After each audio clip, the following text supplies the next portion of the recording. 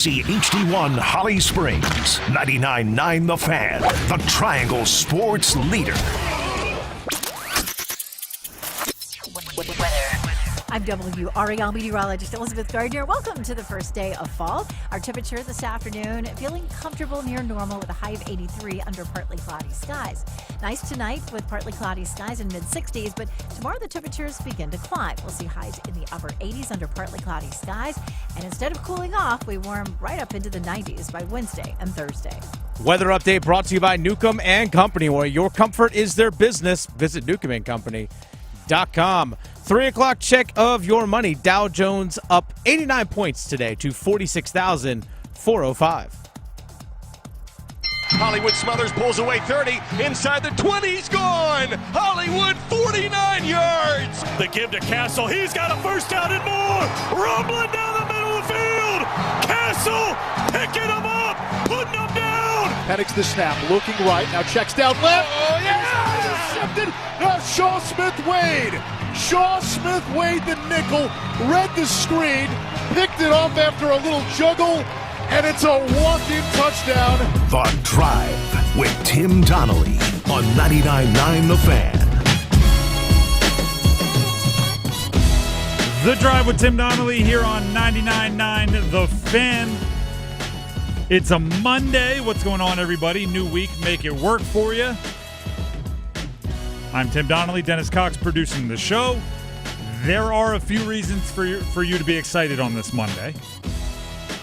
And not just that the Panthers won over the weekend, but in the 4 o'clock hour, we are going to announce our Sin City Skate Away winner. So my bit of advice for all of you that did call or text in with keywords and are in the running, have your phone on somewhere you can hear it or feel the vibrations at about 4 o'clock, because we'll call the winner at 4, and they'll have 5 minutes to call us back, and if they don't, we'll go on to the next. And you don't want to miss your opportunity to win the round-trip airfare to Vegas, the tickets to see Carolina Vegas play hockey, the 3-night stay at Park MGM Resort and Casino, the $400 in food credits. You don't want to miss out on all of that. Brought to you by Park MGM Las Vegas, Atlantic Spas and Billiards, Hot Tub and Sauna Expo, Buffalo Brothers, and Newcomb and Company. So have your phone on somewhere you can hear it at 4 o'clock. 4:15, we'll open up the phone lines for a little Monday Soundoff. We'll hear from many of you. Happy Panther fans, sad Tar Heel fans, happy Blue Devil fans, frustrated Wolfpack fans, and every other fan, right? That's the nature of Monday Soundoff, is you get to steer the show in whatever direction you want. Until then, though, we get to steer the show in whatever direction we want. So let's go to the big 3 at 3.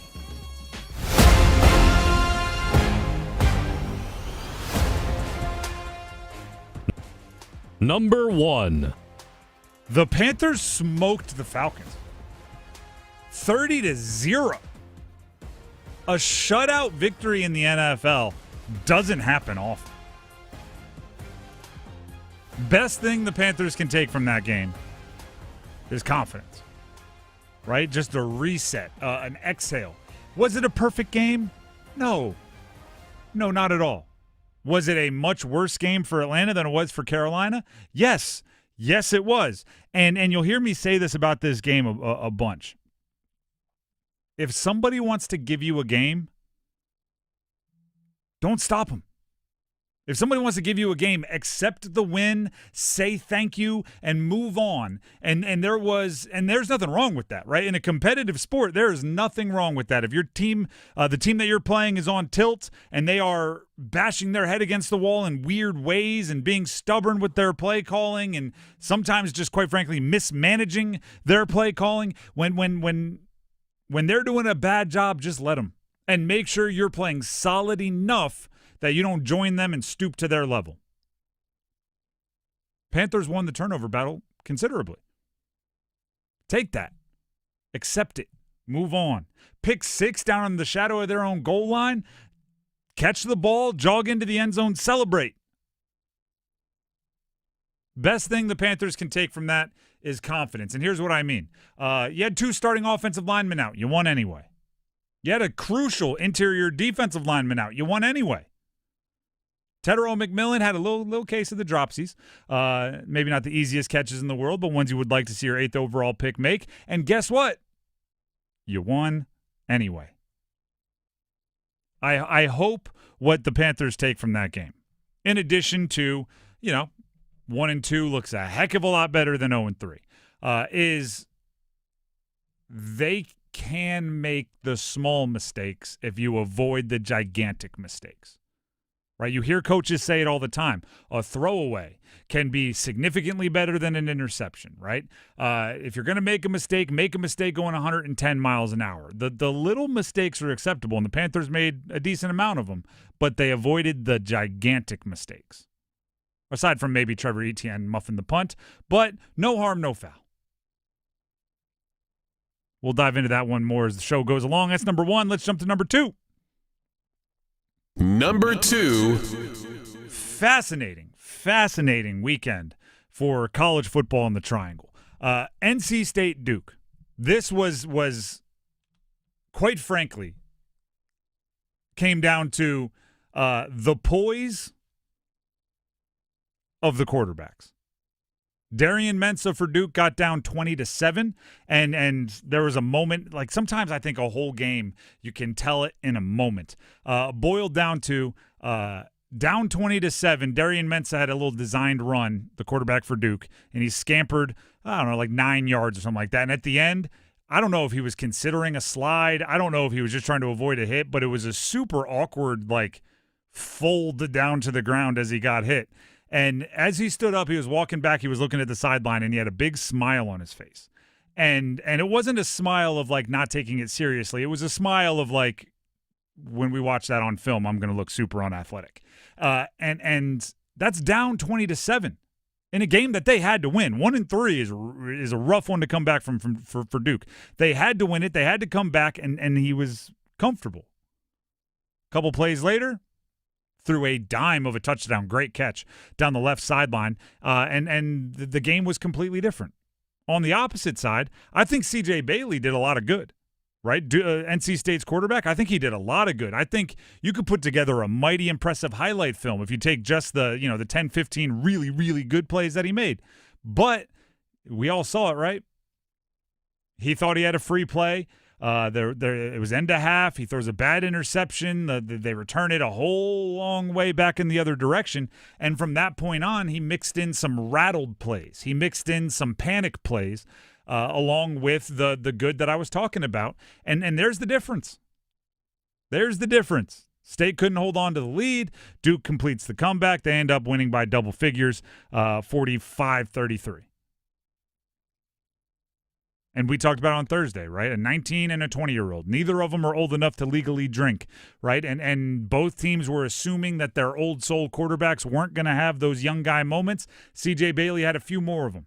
I don't think it's an indictment on Bailey. I think State's offense is still electric. I think their defense would have loved to have benefited from a few panic moves from Darian Mensah, and he just didn't make them. I think both defenses have some questions they have to answer based on what the opposing team was able to pull off, but you know what it is, right? If your quarterback turns the ball over, it's really, really tough to overcome if the other team isn't giving them back. That was one of the more entertaining games in person that I've been to. Real back and forth. Oh, yeah. It was so much fun to just sit back and just enjoy it. Big momentum swings. That was not the case UNC at UCF. No. There was one momentum swing towards UCF, and then it just stayed at UCF for the remainder. Gio Lopez left with an injury. Johnson, their backup quarterback, who was their start at the beginning of last year, came in, was able to get some things going, but also had some panic moments of his own. UNC might be in for a long season. UNC might be in for a long season. The word I'm using to describe the way they looked, disjointed. Bad. There was no, when somebody made a mistake, there just wasn't a lot of rallying around the guy. The juice wasn't there. They looked like a team that was disjointed. Everyone was paying attention to something else. It was weird. It was weird. That's number 2, the college football weekend. Let's get to number 3. Number 3. The Canes preseason starts today. How about that? We have Carolina Hurricanes hockey right here on 99.9 The Fan. Tonight, Tampa Bay Lightning are in town. That's right. I know what everyone's thinking about, right? New white jerseys worn at home. That's true. Hey, let's go. New white jerseys at home. If you're asking, will most of the stars play? The answer is no. No. The NHL has rules on certain amount of NHL players have to be on each preseason game. I think it's 3, something like that. No, it's more than that. It's supposed to like 8. Seems like 3. And there will be a handful. I think the most notable thing we can take out of this is Logan Stankoven will be playing center, right? And he'll be playing center with a couple of guys that we will recognize and will be contributors on either side. Blake on one side, Taylor Hall on the other. They'll be kind of skating as the de facto top line for the Canes tonight. Alexander Nikishin will be playing on the blue line. That's another player that eyes will follow until we get used to it, I guess. Made his debut for the Canes in the postseason last year. I think the most interesting thing is how Stankoven looks as a center, but here's the deal. If it doesn't go great, if he goes 2 for 10 from the face-off circle, that's what preseason's for. I'm not writing any, I'm not writing him off as a position and going, guess he's back to the wing off of one preseason game, although it would be cool if he looks great. Oh, yeah. He pots a couple goals. All right, let's go. just problem solved. Oh, yeah. How great would that be?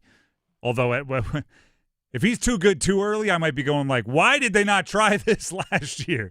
Right? If it was this obvious, no, I'm kidding. The beauty of preseason is you can take out of it what you want. The beauty of preseason is you can look for morsels of information. It's really just like, what should we track, right? What other things are we going to want to take note of, to check up on later? There's no hard and fast opinions drawn from preseason game 1, but enjoy it. It's hockey, and it's on the ice, and they're wearing real jerseys playing against a real team. 6:30 Storm Watch right here on The Fan. Also, you can listen to it through the 99.9 The Fan app, Tim. Let's go. 99.9 The Fan app. By the way, we've gotten some numbers behind, so thank you to the many, many of you that have downloaded it and registered and put in your emails. By the way, if you do that, if you download and build your little profile and put in your email and name and whatever, you are entered to win prizes. I believe we may have already chosen or have the entries for Clemson UNC tickets, but there's more coming down the pipeline, and there's some really cool prizes coming down the pipeline. And then in addition to that, Dennis just brought it up. Super simple, super easy, just a couple of taps of your thumb or finger on your phone, and you can be listening to the Carolina Hurricanes tonight. It is the easiest, smoothest way to listen to, which is a radio-only broadcast today, by the way, to listen to the broadcast crew for the preseason. So if you want to hear how Logan Stankoven is doing as a center, if you want to hear how Alexander Nikishin is doing going into his rookie year on the blue line for the Canes, 99.9 The Fan app is as good a place as any to listen in tonight. A couple other young guys, Bradley Nadeau, Felix Unger-Sorum, also dressing tonight. Excited to see those guys. A lot of hype around those guys. Oh, yeah. They're going to have to be mighty, mighty good to get any chance at the big league club. Oh, yeah. But it'll be fun to watch them try. Those competitors, Bradley Nadeau, Felix Unger-Sorum, a few others, they're not just going to resign to they've got a good big league club. I guess I'm going back to the AHL. They're going to go out there and audition their hearts out, and we'll see if they can make anything interesting. That is number 3 of the Big 3 at 3. That will conclude the Big 3 at 3.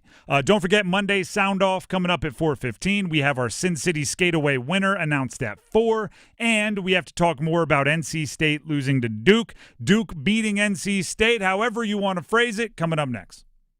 My girlfriend is vegan. Sorry, I don't know why I'm telling you that. I assume she's already told you. I'm not going to make jokes about vegan food. I think it would be tasteless.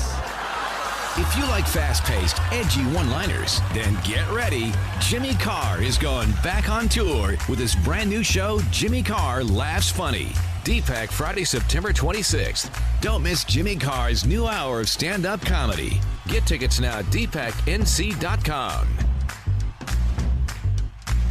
Actual price will depend on product and subscription plan. Featured products are compounded drug products, which the FDA does not approve or verify for safety, effectiveness, or quality. Prescription products require an online consultation with a healthcare provider who will determine if appropriate. See website for details, restrictions, and important safety information. Want a boost in and out of the bedroom? Hims has you covered. Introducing a new 2-in-1 approach to level up your game. Tadalafil for better bedroom performance and zinc for testosterone support. Turn things all the way up and find affordable treatment options at up to 95% less than brand names at hims.com/joy. That's hims.com/joy. Find what you love, love what you find. A Total Wine and More. There's so much waiting for you. All kinds of beers and thousands of wines. Guides in the know and prices so low. It just might blow your mind. You're gonna find what you love and love what you find. With curbside pickup and delivery available, you'll always find what you love, only at Total Wine & More. Drink responsibly, B21. Tired of hearing scary radio ads about the IRS? Tax Relief Advocates is different. TRA is here to tell you that if you owe money to the IRS, whether it's $5,000 or $500,000, we have a solution. TRA can eliminate or reduce what you owe to the IRS with zero risk to you. We have over 1,000 5-star reviews on Google and an A+ with a BBB. End your tax nightmare today by visiting TRA.com or call 800-583-6681. That's 800-583-6681. But the bottom line is too many turnovers, gave up too many points, didn't stop them in certain situations, and shot ourselves in the foot too many times. We had a lot of evidence early on in the game that there would be reason to not to believe and to drop our gloves. And to our guys' credit, they stayed in the fight. They kept battling.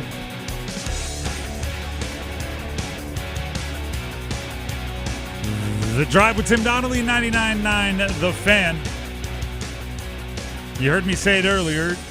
NC State fell to Duke in Durham over the weekend, 45-33. But that is the most simple way to explain a very complicated game. There was a lot going on, and there were, as Dennis pointed out, a lot of swings rapidly back and forth in the momentum world. And it started very early on. 74 yards? 75 yards. Long screen touchdown to Terrell Anderson, who's a young guy, wide receiver for NC State, who had a massive game.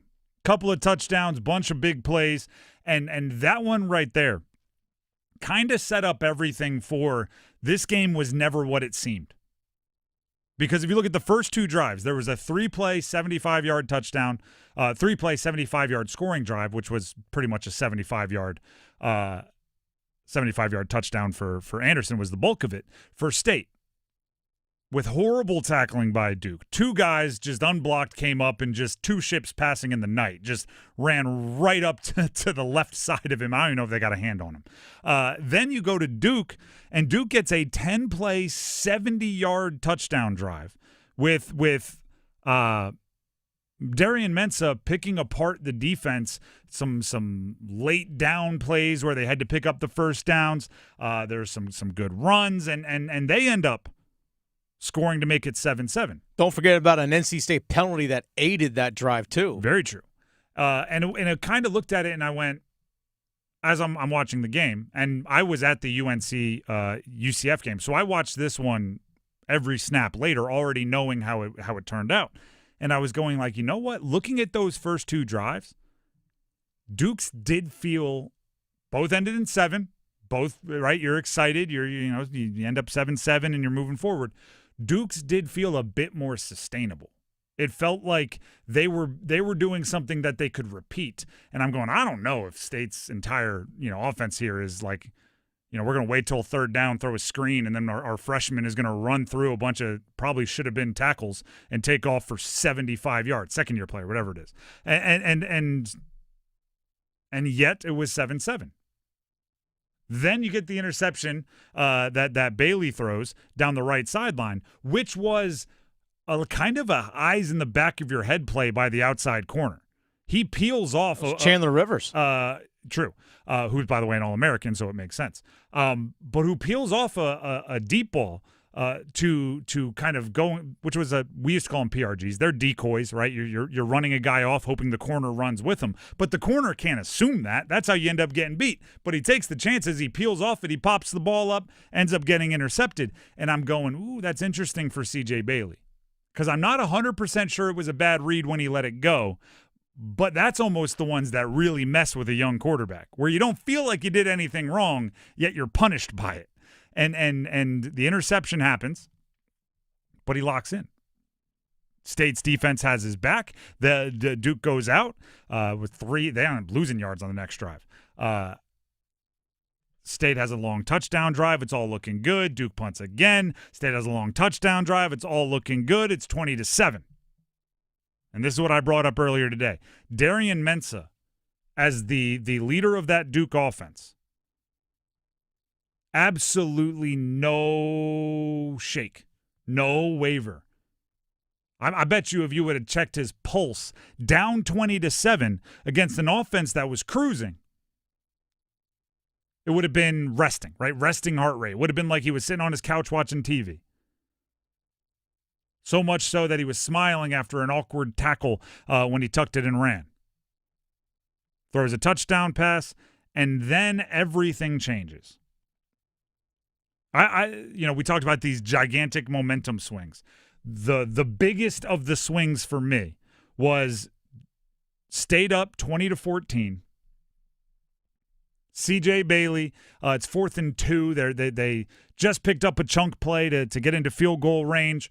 It's near the end of the half, and C.J. Bailey, if you listen to Dave Doran after the game, didn't even have a play called. Right, he's barking out the hot hot, just seeing if he can get the defense to jump. As a matter of fact, we have the audio of Dave Doran, so we'll play that for you right here. It's a hard count play. We don't even have a play called unless they jump off sides. If they jump off sides, we snap the ball and take a free shot knowing that we got 5. Center's not supposed to snap it unless he knows somebody's in the neutral zone. Jalen thought that their DN was in the neutral zone when he snapped the football. The refs didn't think that. It's a play where CJ in that situation has to see there's not a flag and throw it away. And he was trying to make a play right there. It's unfortunate. I mean, from our sideline, I thought he was offsides. From the ref's standpoint, he wasn't, and it's not reviewable.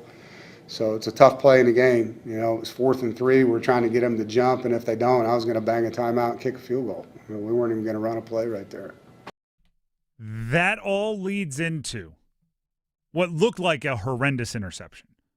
With some background, young quarterback, right, 19 years old. The center, it's even hard to say he should have seen that there wasn't a flag, because when the center snaps it, that is communicating to the quarterback, this guy jumped, right? That is the center saying he jumped, you have a free play. Now, the mistake there is if Bailey is going to throw it, you take the shot, right? Just put it to downfield and give your guy a 50-50 shot. He kind of threw it low and over the middle, which set up the return. But 4th down, right, he should have thrown it away is a really weird answer there, because then you're just giving up points down in field goal range. And I'm sure all of this was running through Bailey's head at 1,000,000 miles an hour. It ends up being an ugly-looking play. They return the kick or the interception a long way. Duke scores. They end up taking the lead, and that is where I think C.J. Bailey's the rattledness really set in. He now had 2 interceptions. You could argue neither of them were necessarily awful decisions given some context. And if you remember going into the game, we had Mike Lennon on this show and on the Pack Therapy podcast saying the key was C.J. Bailey can't turn the ball over. I'm sure they emphasized that quite a bit. He's going into halftime having just blown a 20-7 lead. Duke has the lead. He has 2 turnovers, which everybody emphasized he couldn't have. And you go on and on and on. Second half, he tacks on a couple more turnovers. That ends up being the difference. Duke wins 45-33. I think it's one of the more crazy games. Good plays on both sides. Hollywood Smothers is a monster. Cooper Barkate made some big plays. There's good on both sides. But to me, it came down to which quarterback faced adversity and didn't get quite as rattled. There's a lot to like on both sides. Actually, a ton to like on both sides. But Duke is going to like the final score a bit more because their quarterback avoided the big turnovers. And Duke really won the middle portion of the game, like that middle 8 minutes, last 4 minutes of the first half and first 4 minutes of the second half, because they scored, if I remember correctly, it was 4 touchdowns in about a 9-minute stretch of game time. That sandwiched around halftime, if I remember correctly, because there was 20-7. They get a couple scores before you know it, they're up. Then they get a couple scores early in the second half as well.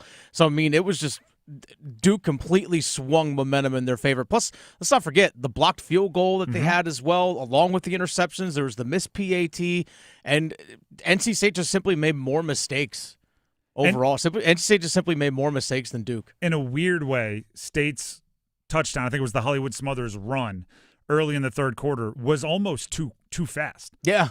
Because Duke had scored, gotten the turnover that we just talked about, the one that was on, they thought the defensive end had jumped off. Duke scores again. They come out of halftime. They score again. Then State scored in a blink, and Duke went back out and scored again. And then you get the 4 touchdowns in X amount of time, whatever you brought up, when you almost wanted their offense on the sideline for like 6 minutes of game time so they could chill a little bit. And instead, you scored so quickly that they got back out there and kept it rolling, and they were in a rhythm. Duke was in a rhythm. Give Duke a ton of credit for winning that game. I think it was darn near a must-win for them because 1-3 would have been really bad. And they found themselves down 20-7 early with State's offense cruising. Hollywood Smothers looking really good. Terrell Anderson looking really good. Bailey looking really good. And they just calmly fought their way back, won that middle section Dennis talked about, and walked away with a big win in the ACC. And State's defense just couldn't get a stop.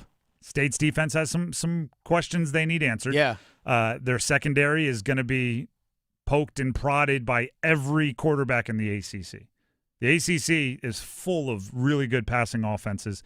They spend their money on the quarterback position in NIL.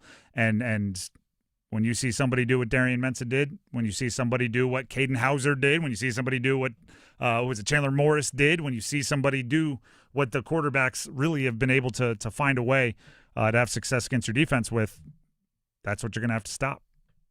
And especially because different guys, out for targeting the first half, an injury here, an injury there. Their edge rush wasn't what they probably hoped it would be, and Mets took advantage of it. Still a really fun game, as we talked about earlier, and there's a lot more to get into for it, and we will throughout the show.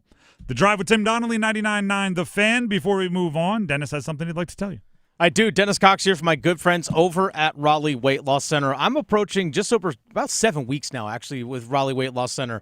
And since I'm on this weight loss journey with them, and in that 7+ weeks, I'm approaching 40 pounds lost.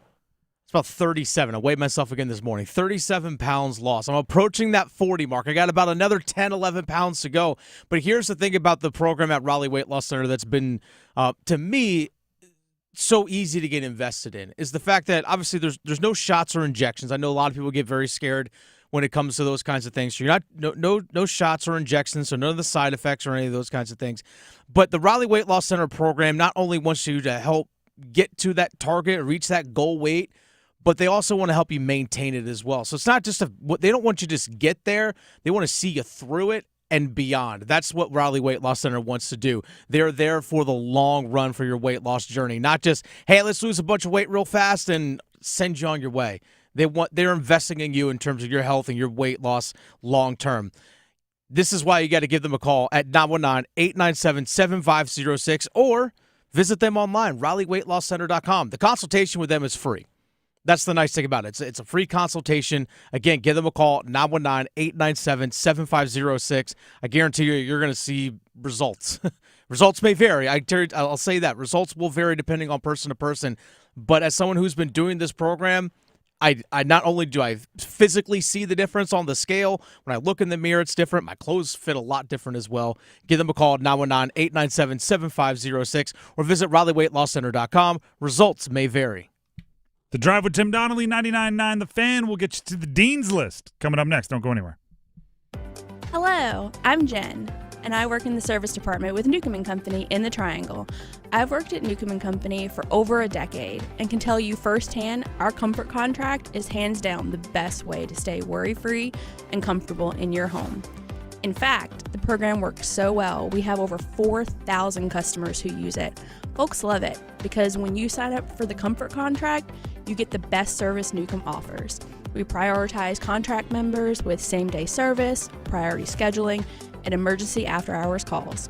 So there's no waiting when your system needs help. On top of that, Newcomb & Company is a proud independent Trane dealer. We back exceptional Trane products with our expert service, and we treat your home like it's our own. It's hard to stop a Trane, and it's hard to beat Newcomb & Company service.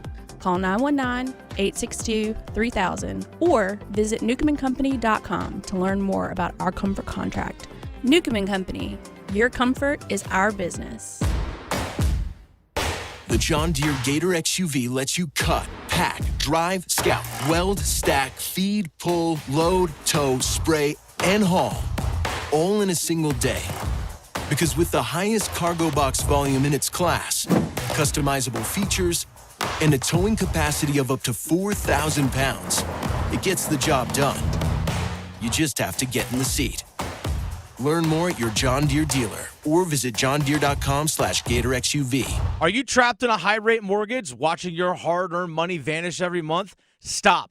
Right now at Loan Pronto, they are delivering the lowest mortgage rates in 3 years. Hey, it's Dennis Cox. Loan Pronto's rate reduction home loan program is a streamlined, low-cost way to slash your house payments by hundreds of dollars a month. Lock in a fixed rate as low as 4.99% APR and close in as little as 2 weeks. No appraisal needed in most cases. And here's the kicker. You can skip your next 2 house payments entirely. Don't wait. Rates this low won't last. Call Loan Pronto now for your free, no-obligation quote. Loan Pronto is amazing. Imagine lower payments, more money in your pocket, and a fresh start with a better mortgage. Call 919-381-1760 or visit loanpronto.com to lock in your new low rate and skip those next 2 payments. Don't let the high rates hold you back. Call 919-381-1760 or go to loanpronto.com right now. Equal housing lender, NMLS 1661781, subject to lender approval, NMLSconsumeraccess.org. Bobble picked up by Donovan on the baseline, finds Jackson, left wing for 3, another one!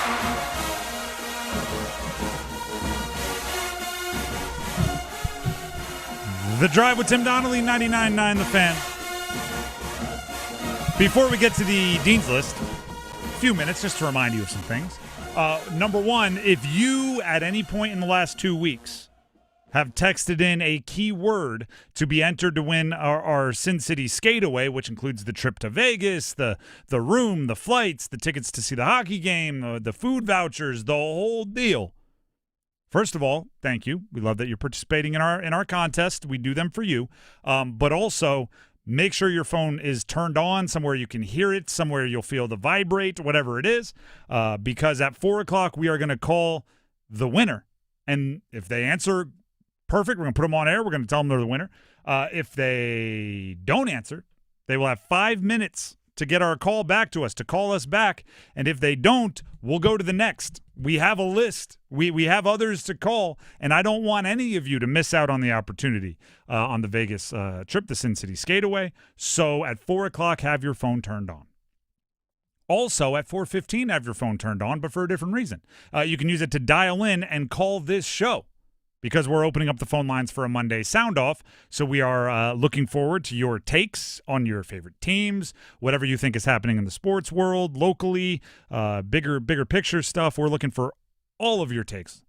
That's at 4:15 for the Monday Soundoff.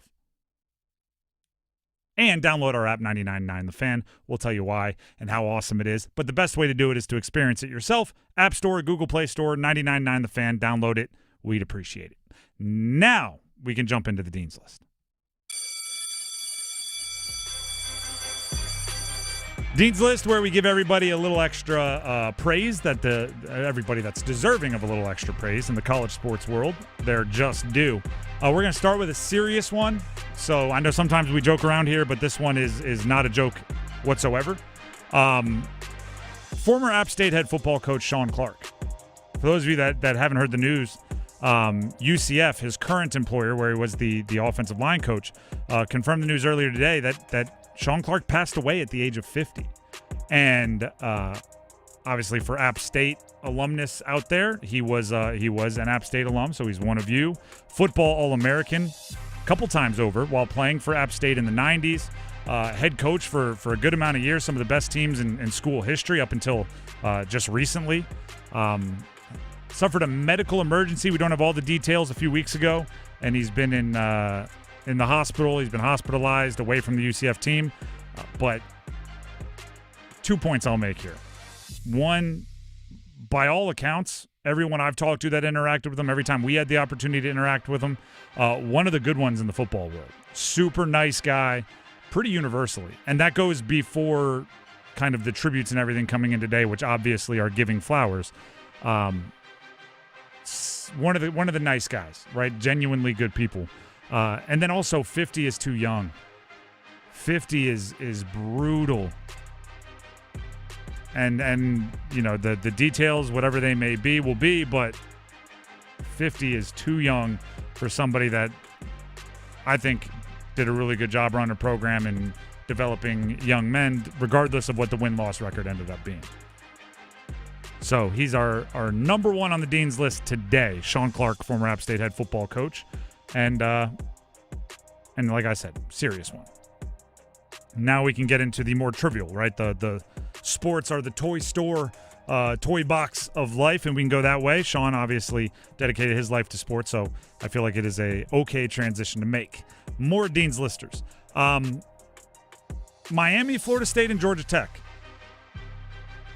All won this week, and the ACC needs them to keep winning. Miami beat Florida. Florida State smacked around Kent State, and Georgia Tech handled Temple by 3 scores. Miami's up to number 2 in the AP poll, number 2 in the country. Florida State somehow went down. They won like 66-10 and dropped from 7th to 8th. Georgia Tech went up to 16th from 18th. After smacking around Temple a little bit there. But for the ACC, you need as many true CFP contenders. Even if they don't win out, like your other teams that want to rise need some trophy opportunities, some big games to go win, so they need ranked opponents on their schedule. You need those teams to make sure they take care of their non-conference schedule, and that's exactly what they did over the weekend. Dennis, do you have any Dean's Listers? I do. Duke women's basketball coach Kara Lawson, head coach of women's basketball team USA. Oh, was nice. Announced today. I didn't see that. So nice. yeah, I know she's done work with the Olympics in terms of 3-on-3 basketball and so on, but she is named the head coach now of USA women's basketball. So shout out Kara Lawson at Duke. Really cool honor. Really cool honor. And perhaps a page out of Coach K's book where possibly it's really nice to have, like, for Coach K, it was really nice to have like LeBron and Kobe on speed dial for when you need everybody to understand you're the real deal. Kara Lawson having like Asia Wilson and Brianna Stewart and whoever else is going to be on that Olympic team. It's good for recruiting to be associated with those. Well, she was an assistant with the Olympic squad that won last year in 2024, so she'll be the head coach going into the LA Olympics in 2028. I forgot that she was actually a player on the 08 Olympic team as well that won gold. Yep. I wouldn't have been able to pin 08, but I do remember her wearing a USA jersey. More Dean's Listers. How about the Venn diagram, the crossover part of early risers, morning people, and ludicrous fans. All right. Because the UNC Clemson game on October 4th was given a noon kickoff, officially set for noon kickoff, which means Ludacris, who has been booked as the Chapel Thrill performer, the pregame tailgate performer for UNC, is going to kick off his Polk Place performance at 10 a.m. We have a 10 a.m. Ludacris concert. Hey, I'm for it. It's one way to get everybody rolling. You don't need caffeine. You don't need coffee when you got rollout at 10:05. When you have shake your moneymaker at 10:10. Hey, that Venn diagram's growing, by the way. Of early risers. Yes. As you're saying, some of Ludacris's fans might be a little bit older. Hey, I'm in that demographic. Catching some matinees. Getting that, why do concerts start so late? Conversation started. UNC Clemson, officially noon, October 4th. Speaking of Clemson, Dean's List, Clemson haters. All right. Dabo Swinney's spinning out of control, man. He's lashing out in weird ways. Clemson is 1-3. Lost to Syracuse. Syracuse lost their quarterback to an injury during the game. Clemson still wasn't able to pull out the victory. Dabo is questioning things that I don't think he should be questioning. Why are our expectations higher than others? Maybe because you have 2 national champions. It was a real confusing Dabo Swinney we're dealing with right now. Last member of the Dean's List. I'm putting Will Hardy, UNC safety, on the Dean's List. Okay. I was at the UNC-UCF game as a fan, just there with my dad and my brother. Hardy stood out as somebody trying to give juice to the team. At times, it felt like the UNC sideline was just dead, and he was at least running around, hitting guys on the helmet, trying to do something. They were taking him out on certain third downs because they want him to return the kick. So he was all over the place as a safety. He'd get one play off, then he'd go catch the punt. And that 1 minute, he's like going up and down the sidelines trying to pump guys up as he gets ready for the return. I don't know if many guys were picking up what he was putting down, but I just like to see the false enthusiasm, right? Just something, anything to try to get that team going, because UNC, for lack of a better term, was not going. There you go. That's the Dean's List. Let's go ahead and dismiss it. The Drive with Tim Donnelly here on 99.9 The Fan. Before we move on here, Tim Donnelly for Bailey's Fine Jewelry, specifically the Fox and Bailey Watch Shop located inside Bailey's Fine Jewelry at their Village District location. Luxury watches make a statement, right? They say not only do you know what time it is, but that your time is worth something. But I also think that your watch makes a bigger statement about you. It says something about your personality, right? If you're wearing maybe a dive watch, you're a little bit more rugged, right? You like to do some things. You don't want to be worried about a little splash on your watch ruining it. If you're wearing something classy, if you're wearing something dress watchy, well, then you're about your business, right? You can go straight from wherever you are right into a boardroom and turn heads. If you are wearing something like a iconic moon watch from Omega, which would be inside Bailey's Fine Jewelry at their Village District location, turn to your left, and they have the largest Omega boutique of its kind. If you're wearing a moon watch, well, if you know, you know, right? You have one of the most iconic watches you could possibly have on your wrist. The watch that has been worn most often on the moon. The watch that is trusted by NASA for all of those things, right? For timing walks out in space, where timing is pretty darn important, right? The Speedmaster moon watch. There's so much you can say about your watch, or about you, with the watch that you wear, and the Fox and Bailey Watch Shop inside Bailey's Fine Jewelry has all of the different statements you could make. So go check out which one's right for you. Or you could direct message them on Instagram at Fox and Bailey Watch Shop. Ask your questions there. Either way, let them know you heard about it right here on 99.9 The Fan. We'll take a break. When we come back, winners and losers. Who is the biggest winner? Who is the biggest loser of the last week? Stick around to find out. Is going to your local bar the worst part of your day? The bartender ignores you, mediocre food, warm beer? Then why go there? Take 5 minutes and drop in at Sharky's, where they'll give you a free evaluation, and you can learn about all the bars that you shouldn't go to. Sharky's has helped thousands find the right bar to hang at. What are you waiting for? Sharky's evaluation could be the cure to the worst part of your day. Change your bar, change your life. Sharky's, 5800 Durley Road by the Shell Station. Truck lovers, listen up. Right now at John Heister Chrysler Dodge Jeep Ram in Lillington, get a massive 20% off all new 2025 Ram 1500s in stock. That's right, 20% off America's favorite truck, loaded with power, tech, and style. And no one in this area has a better selection to choose from. Drive more, tow more, save more. Nothing stops Ram. See dealer for details. Get off your keister and get to Heister for the Drive into Fall sales event. John Heister, Chrysler, Dodge, Jeep, Ram in Lillington. Hey friends, Paul Leihander from 99.9 The Fan for FanDuel. The FanDuel Sportsbook app is your home, of course, for all your favorite NFL bets. From yards to touchdowns to who wins, with FanDuel, any play can be the play of the game. And tonight, FanDuel giving customers a 50% profit boost token for the Lions at the Ravens. Build out a same-game parlay, why don't you? over 52.5 points in this one. At least that's what I believe. Amon-Ra St. Brown for Detroit, over 6.5 catches. And Lamar Jackson, anytime touchdown. Make FanDuel your go-to app for any snap. Just visit FanDuel.com/Paul, Paul with a capital P. Play your game with FanDuel, an official sports betting partner of the NFL. 21 plus and present in North Carolina. Opt-in required. Bonus issued as non-withdrawable profit boost tokens. Restrictions apply, including any token expiration and max wager amount. See terms at sportsbook.fanduel.com. Gambling problem? Call 877-718-5543 or visit morethanagame.nc.gov. Ricky Collins, the backup quarterback. He'll throw to the front pylon. Trying to squeeze it back shoulder to Ross Simmons. He's got it for the touchdown. The Drive with Tim Donnelly, 99.9 The Fan.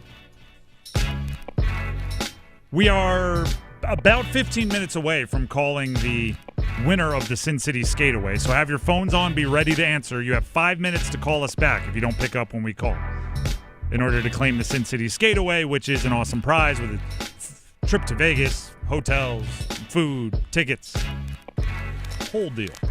So 15 minutes. Keep it tuned right here. We're going to call the winner right at the top of the next hour. The Drive with Tim Donnelly, 99.9 The Fan. It is also time for a little winners and losers action. This team will never lose again. Winners and losers. It's more about vibes than anything, right? It's not just, this team won on the scoreboard, so they get to be a winner. This team lost, they get to be a loser. It's who won and who lost the last week in spirit, in aura. I'll get it started. You know who won? Who's that? Bryson Tremaine won. Okay. He was, first of all, the rotating captain for the Carolina Panthers, which, from where Bryson Tremaine was a year ago to now walking out there for the coin toss and having, your family get to see you be a captain of an NFL team is a long way to go. And then he came out and on the first 2 plays, caught passes for the Carolina Panthers for 15 yards. Which you may say 15 yards, or you're getting that excited about it. Well, Xavier Legette had, 8 through 2 games? Nearly doubled that in the first 2 plays. And he's not a first-round pick. That's just pretty cool for Bryson Tremaine. This was a guy who until a week before the 53-man cuts, and we started getting little tea leaves, little Hansel and Gretel crumb clues that he was going to make the final roster. I was of the assumption he was hopefully a practice squad guy. Made the opening roster, been making some plays on special teams, gets to be a captain, making catches. It's a glow-up for Bryson Tremaine of the Carolina Panthers. He's a winner. Loser, Steve Wilks, former interim head coach of the Carolina Panthers. Wow. Just catching strays from Baker Mayfield. Wilks is now the defensive coordinator of the Jets. Tampa Bay, meaning the Buccaneers, quarterbacked by Baker Mayfield, somehow came away with a win against the Jets in a crazy finish. And then after the game, Baker's throwing shots. We have the audio queued up. Here's Baker Mayfield after the game. I loved it. And it's also their D coordinator was the one that cut me in Carolina. So it was a lot of stuff was personal today. Hassan Reddick, former Jet, a lot of people. Baker knows better than that. Steve Wilks was the interim head coach. You think he had the power to go around cutting quarterbacks, and he was the one making those big decisions? Didn't Baker ask to get let go? He asked to be let. It's the most revisionist history thing ever, where Baker's holding this grudge on Steve Wilks from years ago, and Wilks is like, I said a nice thing when we granted you your request to be released. I thanked you for your time. Why are you mad at me? I'm not the one that put you in the bad seat. I was the defensive coordinator until I was the interim head coach. Why am I getting yelled at here? And when you do it in a post-game presser like that after a win, Wilks has no rebuttal. He can't go find a podcast and go hey, Baker, listen here, right? He's just got to eat that. And it's dirty pool by Baker. I'm calling it dirty pool. Yeah, loser, Baker Bush Mayfield. League. But it's kind of Wilks because it's he's catching the strays. Yeah, it's just... Well, it's not even a stray. That's a direct shot. Yeah, I guess, but it's intended for Fitterer. It's intended for somebody that's not Wilks, and he's the innocent bystander getting caught in it. Yeah. if you blame the Browns, apparently you told them, don't trade me to Carolina, and they did anyway. Yeah, I'm sure he does blame the Browns. I'm sure whatever mean revenge he was looking for with the Panthers, when he plays the Browns, he's looking for tenfold. Like, dude, you're not mad at me. Exactly. That's it. It's like, all right, you need to do that. You need to lash out, vent, get it out, buddy. Do you have a winner or loser, Dennis? I have a couple. Let's hear them. Loser, unfortunately, a lot of injuries, bad injuries this weekend in the NFL. Nick Bosa, 49ers, ACL is going to be done for the year. James Conner, the running back for Arizona, ankle injury, done for the year. Looks like as well. Najee Harris for the Chargers running back. Achilles injury probably be done for the year as well. Just a lot of just unfortunate injuries. It's a bad week for somebody, A, that is dealing with the injuries first and foremost, and their teammates and their families and everything. B, anybody that had some of those guys on their fantasy team. C, people like me I don't like watching injuries. It seemed like everywhere you turn, social media, there's somebody's knee bending the wrong way. You turn on the game on TV, somebody's Achilles is popping in there falling. It was just like, goodness gracious, can't get away from it. But that is a good one. I hate injuries with every fiber of my being. I have a double loser here. Okay. Double loser. Clemson and Dabo Swinney is one. Okay. And Syracuse is the other. Now, Syracuse beat Clemson. Handedly. Clemson whined and complained, and Dabo had a weird post-game presser. The audio is funny to me. But Syracuse was fined $25,000 by the ACC and publicly reprimanded by the school publicly reprimanded by the conference earlier today for faking injuries. The ACC called its actions unethical and contrary to the spirit of the rules. That's such a bad thing. It's so gross to me when a team is operating at a fast tempo where they have a big play and somebody intentionally falls and goes, cramp or whatever it is, just to stop play and you can make substitutions and you can catch your breath. The reason why I hate it so much is because you have to teach it, right? That is something where it's for those of you born of a certain era that are certain movie fans. It's very early Mighty Ducks. Take the fall, get indignant, right? It's like you have to teach it, which makes it so much more. You have to have a signal, right? Like, hey, when I grab my left ear, somebody fall and grab their ankle. It's so gross. Just play straight up. If you win, you win. If you lose, you lose. You would have won that game anyway. Clemson shooting themselves in the foot. Don't worry about it. You don't need to cheat. You want a winner? Daniel Jones. Okay. Former Duke quarterback. Indy is 3-0. Do you know who? First of all, Indianapolis. He's the Colts quarterback now, for those of you that haven't kept up. 3-0. They beat Tennessee 41-20. He was solid, but that was all that was needed this week. He's been spectacular at times. Do you know who is currently number one in the NFL in QBR? Daniel Jones. Number one. Now, Lamar is number two, and he plays tonight, so he's one game behind. Maybe he does something crazy. But as of right now, Indiana Jones, Danny Dimes, is number one in QBR. Which kind of side loser? Brian Daboll, supposed quarterback whisperer for the New York Giants. When a quarterback leaves a quarterback whisperer and immediately becomes as statistically impressive as they've ever been, it's not a great sign. And I wouldn't say the Colts have some unbelievable sporting cast, although it is underrated. Should we go winner or loser here, Dennis? Let's go loser. I hate to say it, Arch Manning. Really? He had a very good game against Sam Houston State, which, by the way, is what Sam Houston State is on the schedule for Texas, right? They are there for a get-back game to get your groove back to go put up a ridiculous stat game, which he did. Good for him. He ran kind of over a Sam Houston State player on a touchdown run and immediately ran and jumped over and started flexing on didn't run, but he got over the Sam Houston player and started flexing. And it's just like, I don't know, just it rubbed me the wrong way. I'm like, you're the number one recruit in the country, right? You're making millions of dollars. Sam Houston State isn't making $1 million on their entire roster in NIL, and you're lighting them up as you should. I'm all for celebrating, and if he wanted to score and go orchestrate 20-second dance routine with his teammates, I'm with it. You got to get your swag back, But it just felt like you were picking on a lesser and then rubbing it in their face, which I didn't love for March. Didn't love it. Shall we end with a winner? Yes. The Panthers versus the Falcons. Okay. The Panthers have won 8 games since the start of 2023. They've won 8 games since the beginning of the 2023 season. 3 of them have come against the Falcons. So the Panthers are much more likely to win when playing Atlanta than playing literally anyone else on their roster over the past 2+ seasons. So the winner, the Panthers, specifically the Panthers versus the Falcons. And by the way, like some dominant victories, or at least one dominant victory this one, and then the offense was dominant at the end of the season last year. Like if you look at their stats, there is a dramatic, like, hey, are you playing the Falcons? Yes.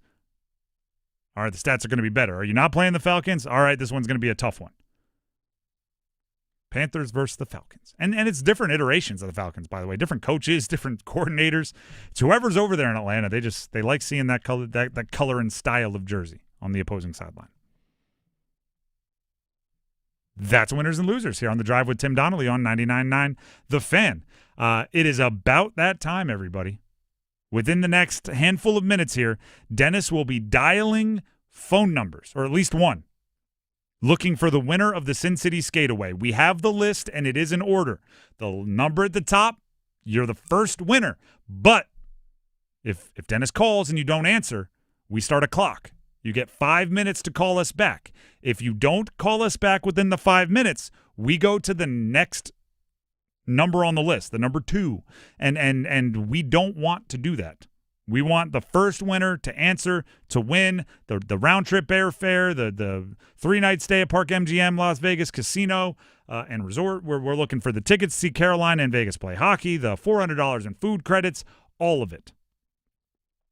So be ready. If you texted in a keyword at any point over the last 2 weeks, we want you to be listening so you don't miss your chance. And also Football 4 is coming up next, where we'll talk about that Panther win over the Atlanta Falcons. That's all next right here on The Drive. Don't go anywhere. This is Gordon Miller from Miller Lending and Cary. If you're in the market for a mortgage, good luck. Comparing apples to oranges is now more challenging than ever, as we've noticed a return to 80s-style lending with multiple points being charged up front in order to make the payment appear more attractive. Typically, the lowest rate quote you find will have the highest closing cost you'll find, as numerous lenders play this game of getting you to focus only on the payment and not the $15,000 due at closing. On refinancing, it's even worse, as lenders willingly add these costs to your loan amount. At Miller Lending, we don't believe in closing costs. By working with our popular no-cost program, you simply close on today's rates and refinance anytime you'd like. Nothing rolled in, nothing charged at closing. Imagine having the freedom to take advantage of smaller rate drops, opportunities to drop PMI, or simply put that money to better use. So before you throw away thousands of dollars in needless fees, pick up the phone and call Miller Lending today, 919-447-3377, or simply apply online at millerlending.com. Miller Lending is an equal housing lender on MLS number 250-2146. One last exhale. Fitting, isn't it? The final shot at the Championship 4 comes down to a track that's been here from day one. Martinsville. Close quarters, tight corners, and a fan experience that brings you so close to the action, all of the mayhem will be right at your fingertips. NASCAR Playoffs Weekend at Martinsville Speedway, October 23rd through the 26th. Get your tickets now at martinsvillespeedway.com. Ticketmaster, the official ticketing partner of NASCAR. Bet365 is paying out before the final whistle. Check out Bet365's unrivaled early payout offer. When you bet on a team to win and they take a 17-point lead, you get paid no matter the final score. Forget the final whistle and start counting that cash. Hold up. You get early payout on parlays, too. Download the app and see why it's never ordinary at Bet365. Gambling problem? Call 1-877-718-5543 or visit morethanagame.nc.gov. Must be physically located in North Carolina. T&Cs apply. I'm attorney Brian Ritchie. Getting hurt in a car wreck comes with all kinds of stress and frustration. But when you call me, I'll be on top of all of it. So all you need to worry about is getting better. If you've been injured in a car wreck, I'm on top of it. Contact us at ritchielaw.com. Broadcasting live from the Lenovo Studios. WCMC HD1 Holly Springs. 99.9 The Fan. The Triangle Sports Leader. I'm WRAL meteorologist Elizabeth Gardner. Comfortable out there this afternoon. We're seeing sort of a middle-of-the-road temperature in Dew Point. Our temperature 83 for our high this afternoon. 65 overnight tonight and partly cloudy. And tomorrow's partly cloudy, but even hotter. We'll see a high of 87. And by midweek, we're in the low 90s. Weather update brought to you by Newcomb and Company, where your comfort is their business. Visit newcombandcompany.com. 4 o'clock check of your money. Dow Jones up 82 points to 46,397. Market update brought to you by Howard Hanna Allen Tate. Whether you're buying or selling, you want the best real estate agent. Howard Hanna Allen Tate is the Carolina's #1 real estate company for a reason. Call a Howard Hanna Allen Tate agent today.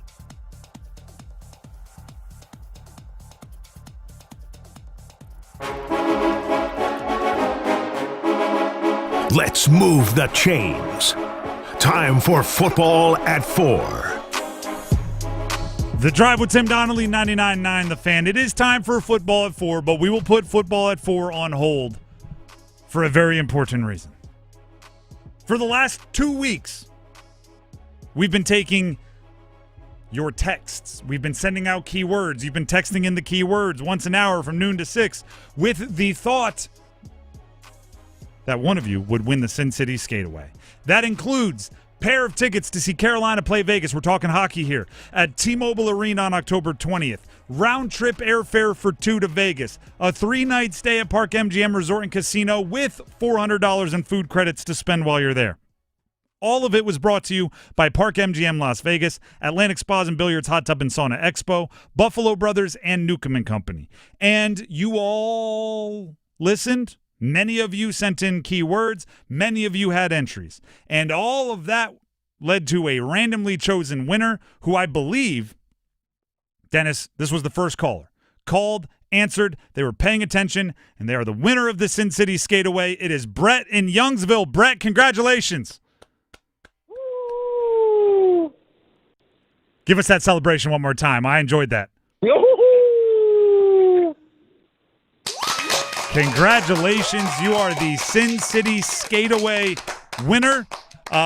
We've been doing skateaways in some form or fashion for the last handful of years. We had the most entries we've ever had this year, and you beat out all those other entries to be the Sin City Skateaway winner. So this is going to be a very important hang on the line, and Dennis will be grabbing some info from you. But first, do you have any idea who you're taking? I'm going to put you on the spot because, right, we're giving you a pair of tickets, a pair of round-trip airfare. Do you know who's going with you? My son. Hey, love that. Love that. Yep. No hesitation there. Son's going to grow quickly out there in Vegas. That was a very similar sound to the celebration sound you made.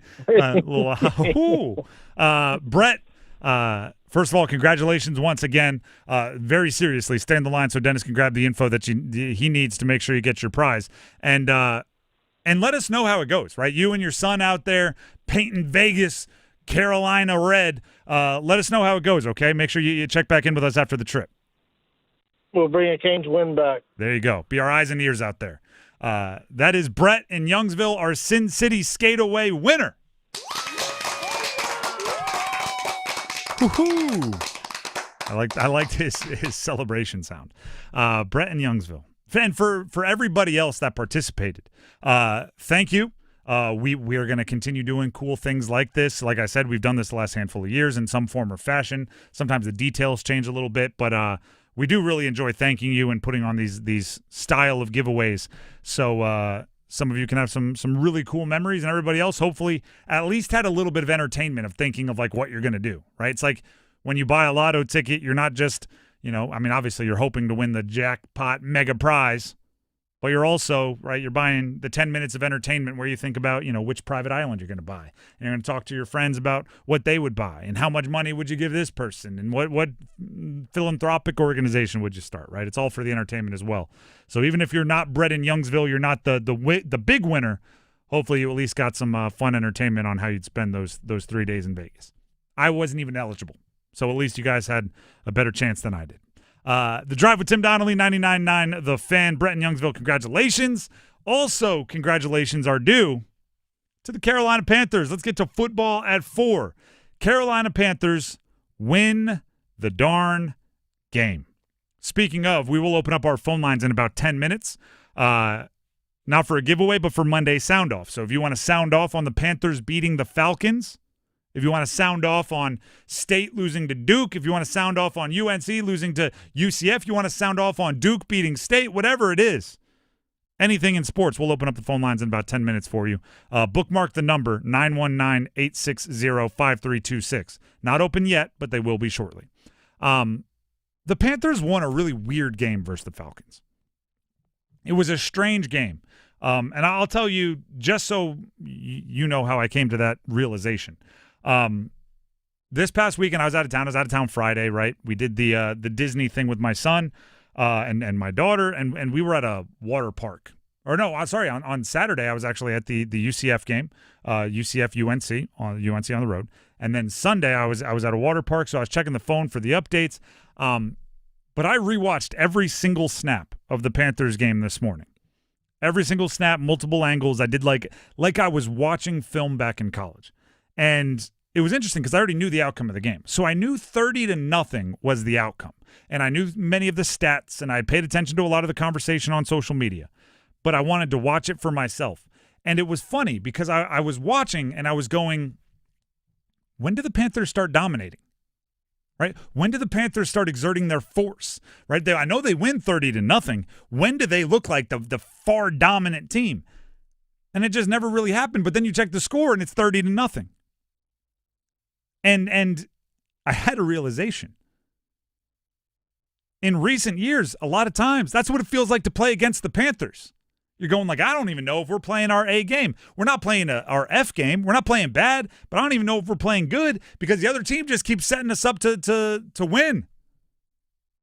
If someone is beating themselves, this is the conversation other teams must have when they're playing Panthers in recent years. If they're going to go ahead and do all the hard work for us, if they're going to beat them themselves, let's just get out of the way and let them. If someone is beating themselves, get out of the way and say thank you.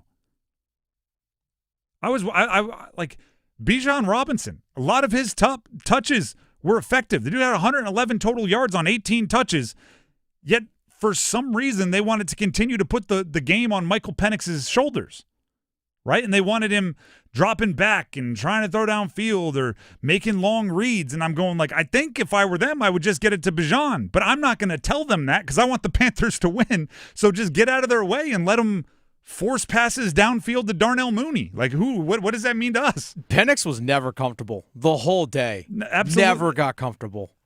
And it seems like, and this is the conversations we've had with Bryce in the past, right? When he's not comfortable, it seems like you should be hunting the easy success for him. And it felt like the Falcons should have been hunting touches for Bijan Robinson and right the little things that could have gotten in a rhythm, and they just never did. He kept defaulting to the flats. Which ended up with ended up being a pick six. The big no-no, which was blindly throwing horizontally, and it led to an easy walk-in pick six for Shaw Smith-Wade. I don't know if you could see it on the TV broadcast, but there were a couple times where there were some guys that you thought, like, if he leads him, he might give his guy a chance downfield, and he just never took those shots. Because, again, he was rattled in the pocket, in his head. And he wasn't getting help from play callers. He wasn't getting help from his field goal kicker. He wasn't getting help from anyone in clock management. At the end of the first half, they made a big blunder, a couple of them consecutively. Not spiking it when they should, completing a pass in the middle of the field when they didn't have time to do it. It had to be to the sidelines or incomplete. The pick six was a really bad decision. Almost a predetermined, like I'm just going to flip my hips and let this thing fly and never even thought to check for Shaw Smith-Wade there to catch it and run in for the touchdown. If you look at just kind of unforced errors, the Falcons missed 2 field goals. They mismanaged the clock horribly at the end of half. Probably at least could have been a field goal there. Penix gifted the Panthers 7 points on the pick six. 16 points right there. 30-0, over half, kind of gifted. But the Panthers were wise enough. I'm not saying this all to discredit what the Panthers did. I'm saying situational awareness is worth its weight in gold in the NFL, and they were situationally aware enough to go, I don't think we're going to have to take huge risks here. I don't think we're going to have Bryce throw it downfield a bunch. I don't think we're going to have too much crazy stuff going on, and we can still win this thing comfortably. Bryce threw for 121 yards. 121 yards. That's nothing in the NFL, right? In the era of passing offenses and rules favoring the offense, and 121 is nothing. That's a half. But yeah, exactly. I mean, that might be a half even for Bryce, and he's not the biggest yardage total guy anyway. But 30-0 makes it seem intentional. 30-0 makes it seem like, well, yeah, why would they keep slinging it? They wanted to keep that clock running. They were up. They were winning. Their defense was pitching a shutout. The Falcons kind of panthered a little bit. And good. Change that verb, right? Make it so when the Panthers have the one weird off game, you can call it, oh, they Falconsed that one, right? Start changing it. There's one play I want to highlight the most, because it might be, and I didn't rank them, so don't go back and say you also love this other one, but it might be my favorite play call that Dave Canales has made in 15 games. Probably more than that. Maybe the entire time he's been the head coach and play caller of the Panthers. 4th and 3 on the first drive. It was 4th and 3 on their first drive. He didn't call a run play. He didn't call something that would protect Bryce. He didn't call, let's find the hitch somewhere. He didn't call scared. He called a rub wheel, right? So he had a little pick play action with Tedero McMillan going up the sideline. On 4th and 3, they were going to hunt 20 yards. And it ended up working. And Bryce, I think he could have got it there a little earlier, thought he could have put it online, thought he could have read it out sooner. But heck, success is success, right? It was a catch. It was one of the biggest plays of the day, yardage-wise, for the Carolina Panthers. Best call I've seen from Canales in a while. Trusted Bryce Young on a crucial down. Trusted Tedero McMillan on a crucial down. Understood who his dude was, how to get him open, and let his quarterback make the play. Let his quarterback make the play. I loved it. Loved it in a big way. And, right, what does that end up leading to? It leads to points. Led to a touchdown, which was the offense's only touchdown until the fourth quarter. Without that play, I don't know if the game goes the way it goes. Without that specific play call where you trusted Bryce, you trusted T-Mac, and it worked, I'm not sure the game goes the same way, because you can't get out of the way and let the Falcons do what they did, because you have to be aggressive to go score because you don't have those points. Right? There's a big difference between being up, 2 scores and being in a 1-score ball game when it comes to how conservatively and how safely you can play while you watch your opponent implode. It was a huge play, and I want to give everybody credit for it. Canales for trusting his guy, and his guy for making good on that trust. I think they should do that more. I think they need to do that more. They need 100 of those plays so they can build whatever trust was lost during the benching and last season and everything. They can build it back, and that's a long process. And then a good scramble by Bryce on the touchdown. I like to see him using his legs a bit more. The Drive with Tim Donnelly, 99.9 The Fan. We are going to open up the phone lines for a little Monday sound off. But first, I'll give you the number in a second. But first, Dennis has something he'd like to tell you. That I do. Before we get all to the good stuff here, Dennis Cox here for my good friends over at Loan Pronto. Folks, are you maybe trapped in a high-rate mortgage, watching all your hard-earned money just vanish away every single month? Well, stop. Right now at Loan Pronto, they are delivering the lowest mortgage rates in 3 years. Loan Pronto's rate reduction home loan program is a streamlined, low-cost way to slash your house payments by hundreds of dollars a month. Lock in a fixed rate as low as 4.99% APR and close in as little as 2 weeks. No appraisal needed in most cases. And here's the kicker. You can skip your next 2 house payments entirely. Don't wait. Rates this low won't last. Call Loan Pronto now for your free, no-obligation quote. Imagine this. Lower payments, more money in your pocket, and a fresh start with a better mortgage. Call 919-381-1760 or visit loanpronto.com to lock in your new low rate and skip those next 2 payments. Don't let high rates hold you back any further. Call 919-381-1760 or go to loanpronto.com right now. Equal housing lender, NMLS 1661781, subject to lender approval, NMLSconsumeraccess.org. All right, everybody, we're opening up the phone lines. Whatever you want to talk about in the world of sports. If your favorite team had a winning weekend, if your favorite team had a losing weekend, if you want to get some things off your chest in any direction, we want to hear them. Heister Automotive Group hotline is open, 919-860-5326. 919-860-5326. That's the number. If you want to call in, we want to hear it. First time doing it this year after a Panther win. I assume we'll hear about it. 919-860-5326. Call in next.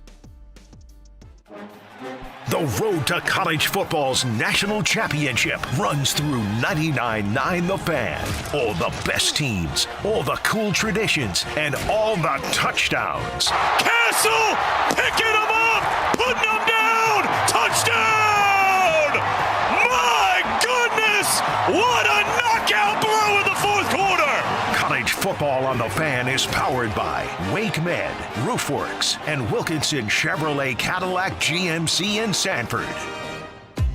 If you're 55 or older and into that whole saving money thing, T-Mobile has an exclusive phone and internet bundle just for you. Right now, get 2 unlimited phone lines plus 5G home internet for just $30 each per month with autopay, plus taxes and fees. And with 5G home internet, setup is easy with just 1 cord and no technician needed, which is great if you're also into that whole keeping it simple thing. Switch now and experience the best mobile network in the U.S. Visit your local store to start saving. T-Mobile, it's better over here. Based on analysis by Ookla of speed test intelligence data Q4 2024 to Q1 2025. Ookla trademarks used under license. Unlimited on our network. Customers on voice plan may notice speeds lower than other customers and further reduction if using more than 50 gigs a month due to data prioritization. Video streams and SD on this plan. Home internet pricing after $20 in monthly bill credit plus $5 per line without autopay. Debit or bank account required. See 5G device coverage and access details at T-Mobile.com. Actual price will depend on product and subscription plan. Featured products are compounded drug products, which the FDA does not approve or verify for safety, effectiveness, or quality. Prescription products require an online consultation with a healthcare provider who will determine if appropriate. See website for details, restrictions, and important safety information. Want a boost in and out of the bedroom? Hims has you covered. Introducing a new 2-in-1 approach to level up your game. Tadalafil for better bedroom performance and zinc for testosterone support. Put it all together and you've got what you need to turn things all the way up. Getting started is simple. Just go to hims.com/joy to start your free online visit. Through Hims, you can access ED treatments including pills, chews, and more. 100% online.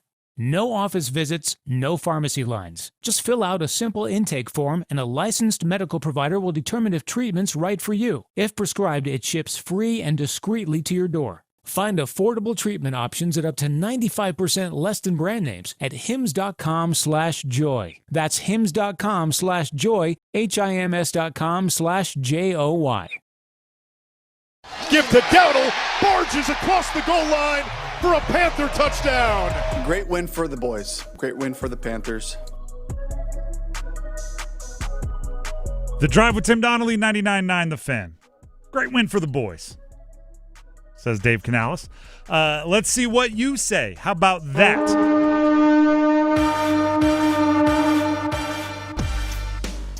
Heister Automotive Group hotline is open for your calls. It is a Monday Soundoff. 919-860-5326. We have Nick in High Point up first. Nick, welcome to the show. Happy to have you. Go ahead and sound off, would you?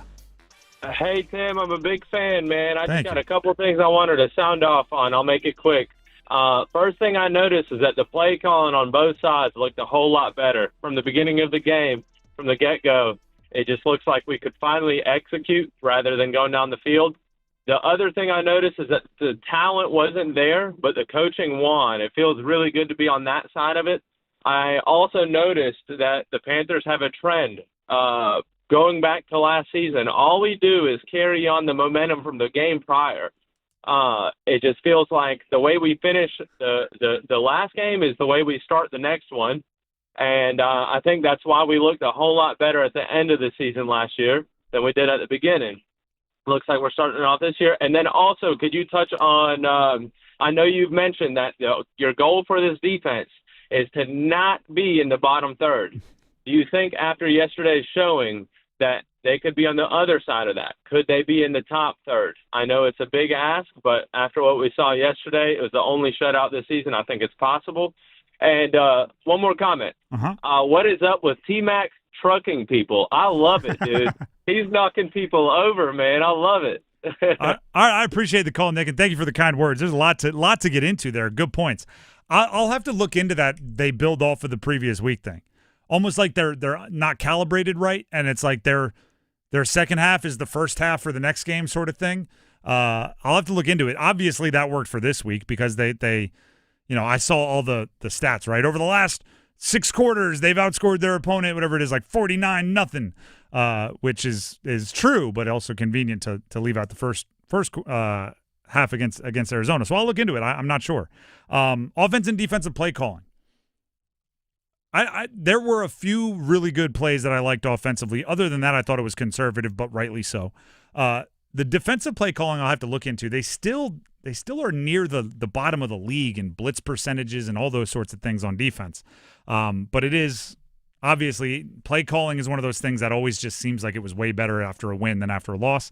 And Tedero McMillan trucking people. Yeah, I mean I kind of think that's the underrated part about just how big the dude is. There's not a lot of defensive backs that are going to be his size, so he just kind of gets to lean on them, and when they fall, he gets to act like Superman and do the whole flex thing, which is good. Like, that's just a benefit of being a wide receiver that big. Escobar in Jacksonville, North Carolina is up next. Wants to sound off on the Panthers, and we will welcome that. Escobar, go ahead and sound off. What's going on, Tim? Big fan of ESPN 99.9 The Fan. I just got to say, shout out to the Carolina Panthers for getting that win. And what's crazy is that everybody was thinking the Falcons were going to win. Do not sleep on the Panthers when it comes to the division games. And also, too, shout out to all the loyal fans that have been fans of the Panthers for years, as I'm rocking with my 20th year as a fan. All right, let me ask you this, though, about the divisions thing. Are you saying that, like, don't sleep on the Panthers in a division game because they get up for a division game and they have a little extra juice? Or are you saying don't sleep on them in a division game because you're aware that the other teams in the division are also not very good? That is both, Tim. But you also got to know, too, anybody can win in the National Football League. It's like pro wrestling. Anything can happen, right? But I'm telling you right now, do not be surprised if the Carolina Panthers beat the Tampa Bay Buccaneers at least one game this season. All right. Well, we'll see if it's true. We appreciate the call. Call back in anytime. I did see that the Bucs, I think, are the first team in, I don't know, X amount of years, maybe ever, that have won on a last-minute game-winning drive in all 3 games to be 3-0, which you could say is like them being a great team and knowing how to win, and Baker has it. Or you could say a little fool's gold, right? Because a lot of people say one-score games are kind of coin flips, and they're just getting heads a whole bunch of times, getting tails a whole bunch of times in a row, flipping a coin. We'll see. Remains to be seen. Emeka Egbuka looks really good, though. Let's jump back to the Heaster Automotive Group hotline. It is a Monday Soundoff. It is open for you. 919-860-5326. We want to hear from all of you. 919-860-5326. If you don't get through, keep calling, right? Lines can fill up in a moment, and then there might be a line or two open a moment later, so keep calling. Ryan in Raleigh wants to sound off on the LA Rams, so we'll welcome in the Rams fan. Ryan, welcome to the show. Go ahead and sound off. I appreciate you guys having me on. Make my drive home every day enjoyable. But thank you. I understand 1 field goal getting blocked in a game, but two, what is going on? Special. Oh, you got cut off there, but I can block a field goal same way. Go to the end of the clock in the fourth quarter. Baker Mayfield wins it. What's going on with special teams in the NFL? I appreciate the call. You broke up there a little bit, so we'll let you go just in case the connection doesn't keep up. But, I mean, there is nothing more frustrating. Nothing more. And this is no disrespect to special teamers everywhere. But there's nothing more frustrating than being like an offense or defensive player that played like 80 snaps, exhausted yourself, put your body on the line. You think you're going to win. Blocked kick returned by the other team's big dude for an 80-yard touchdown or whatever it ended up being. And that's how you lose the game. For a while, I'm less ardent about it, but I still think I'm on the sides. I think we should outlaw kickers. I just don't like how, like, modern gladiators, right, 260 pounds, 240 pounds, running 4.3, just brutalizing their sport. And then it's like, all right, we're going to decide who wins. Where's the 165-pound flexible guy to get out there and poke it over the goalposts? Just seems a little anticlimactic. But it is brutal when that happens. And the Rams, that was a backbreaker. Who do we have next? We have Liam and Carey wants to sound off on the Panthers. Liam, welcome to the show. Welcome to the Monday Sound Off. The floor is yours. Thank you. I would like to say that the Panthers did a really good job of proving who they were and establishing their identity and proving that they can hang with anybody in the NFL. And they needed this win to prove to everybody in the NFL that they can be a playoff contender and maybe even win the division. All right, Liam, when you say prove to everybody else, was a part of it they had to prove it to themselves too? Yes, because they were not doing very well in previous games, and they had a little comeback in this game. All right, thank you very much. We appreciate the call, Liam.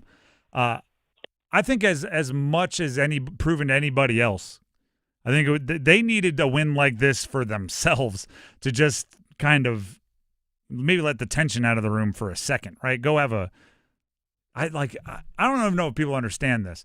It's weird how often football coaches, this might be more of a college thing, but think it's like their move to like dance in the locker room or something. And it's like, really? Is that, I don't know. It's out of character for that guy. But you don't realize when all of that tension releases how like giddy and euphoric it makes you. If you were on a losing streak or if you just had like a must-win game and you pulled it out, it's necessary. And I think the Panthers were, I think it's over now, but we're probably riding high for a good couple hours after that game. Let's go back to the call-in line there. Sean in Virginia wants to sound off on the Panthers. In my notes here, it says /Steve Smith, so we'll see where he's going with this. Sean, welcome to the show. Go ahead and sound off. Hey, how's it going? So we can start with Steve Smith. Just a quick thing. I saw a lot of hate on the internet, like we always do on the Twitters, or X's, in regards to we're 1-0 without Xavier Legette. That's the type of stuff Steve Smith's talking about whenever he's calling people fair weather fans and going after players that didn't even play in a game. But that's just me getting off on the high horse there. I'll always back Agent 89 and just about anything. Wait, hold on. Let me ask you this, though. Let me ask you this. Through 2 games, Xavier Legette has 15 targets for 8 yards. He had an 8-target game for -2 yards. You don't think that deserves some public criticism? Oh, it 100% does. So, but there's a difference, right? If I attack your performance at your job, that's different than me attacking you as a person, saying you suck, right? There's a difference. You suck as a receiver. You had a bad day. And if you watch the follow-up video somebody put out on his YouTube, I think it kind of clarifies that as well. All right, I appreciate it, and call back in any time. The reason why I asked that follow-up is because, like, oh, we're 1-0 without Xavier Legette is not a knock on him as a person, right? That is a football player jab. And by the way, I do not think it's not my cup of tea to go make the jokes about bad players and all that sort of thing. I'm sure they slide into the show occasionally, but it's never my intention. However, I do think professional athletes, when you sign up for the job, you are handsomely paid. You have a ton of perks. You get to do a lot of cool stuff. And yes, if you perform poorly, about your profession is kind of that's open game. Right, it's open game as long as they keep it about not about your looks, not about your personality, not about your family. Right, as long as it's about your performance, that's fine. And things like, oh, we're 1-0 without Xavier Legette, that doesn't say anything personal, right? Doesn't. Let's go to David in Smithfield next. He wants to sound off on the State-Duke game or the Duke-State game, depending on which side you're looking at it from. David in Smithfield. I'm a Wolfpack fan. Okay, there you go. First off, you were making a comment about the Syracuse players getting fined $25,000. Mm-hmm. Did y'all not see the Duke player go down late in the fourth quarter after State threw it down, and there was a close play down there? Didn't know if it was a catch or not. It was definitely a catch, but he couldn't have gone down, better if somebody had shot him or something. He went straight down. Then he got up, and we all booed him, and he turned around and waved at us, knowing that he faked the injury. So that he should be fined too. So I'm guessing they're teaching that over there at Duke too. So it's just a football thing, but we just made way too many mistakes Saturday. I was at the game, and we just totally made too many mistakes. But this week's going to be a must-win for us, the Virginia Tech game, because you were talking about the teams that needed to keep winning. Well, State's got them all. They're at Notre Dame, Georgia Tech at home, Florida State, at Miami, at Pitt, and then they got Carolina. So if you don't win the Virginia Tech game this week, you might not go to a bowl game. It's just a tough schedule. It's just, some people have a light schedule. We've got a very, very tough schedule. So we're hoping they'll find a way to win a couple, win the next two, and then maybe find a way to beat Pitt. And we're not losing to Carolina. A damn high school team could beat that crowd. That's how terrible they are.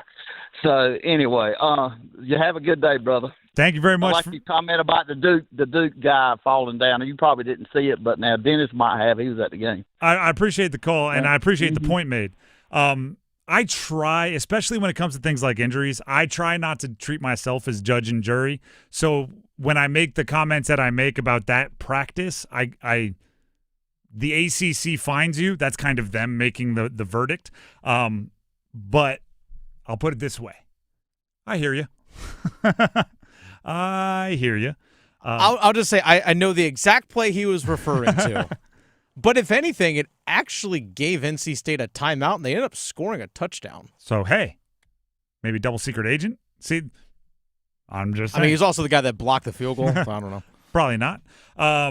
But you're exactly right. They do have to beat Virginia Tech. If you beat Virginia Tech and Campbell, you only need to find one more win to be bowl eligible. Oh yeah, that shouldn't be hard for State. So yeah, I'm not worried about bowl eligibility yet, but you're very right that the back half of their schedule is much more daunting than the front half of their schedule. Back to the call lines we go on a Monday sound off. Alex out there in Charlotte wants to talk about the Panthers. If you want to call in, the lines are open, 919-860-5326, Easter Automotive Group hotline. Alex in Charlotte, welcome to the show. Go ahead and sound off. Hey, Tim. How you doing today? Doing very well.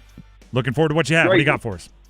Well, first of all, being at the game, it was great to see all the blue at the stadium. I mean, as a Carolina fan, being to a bunch of those games, it's incredible to see actual people who are there.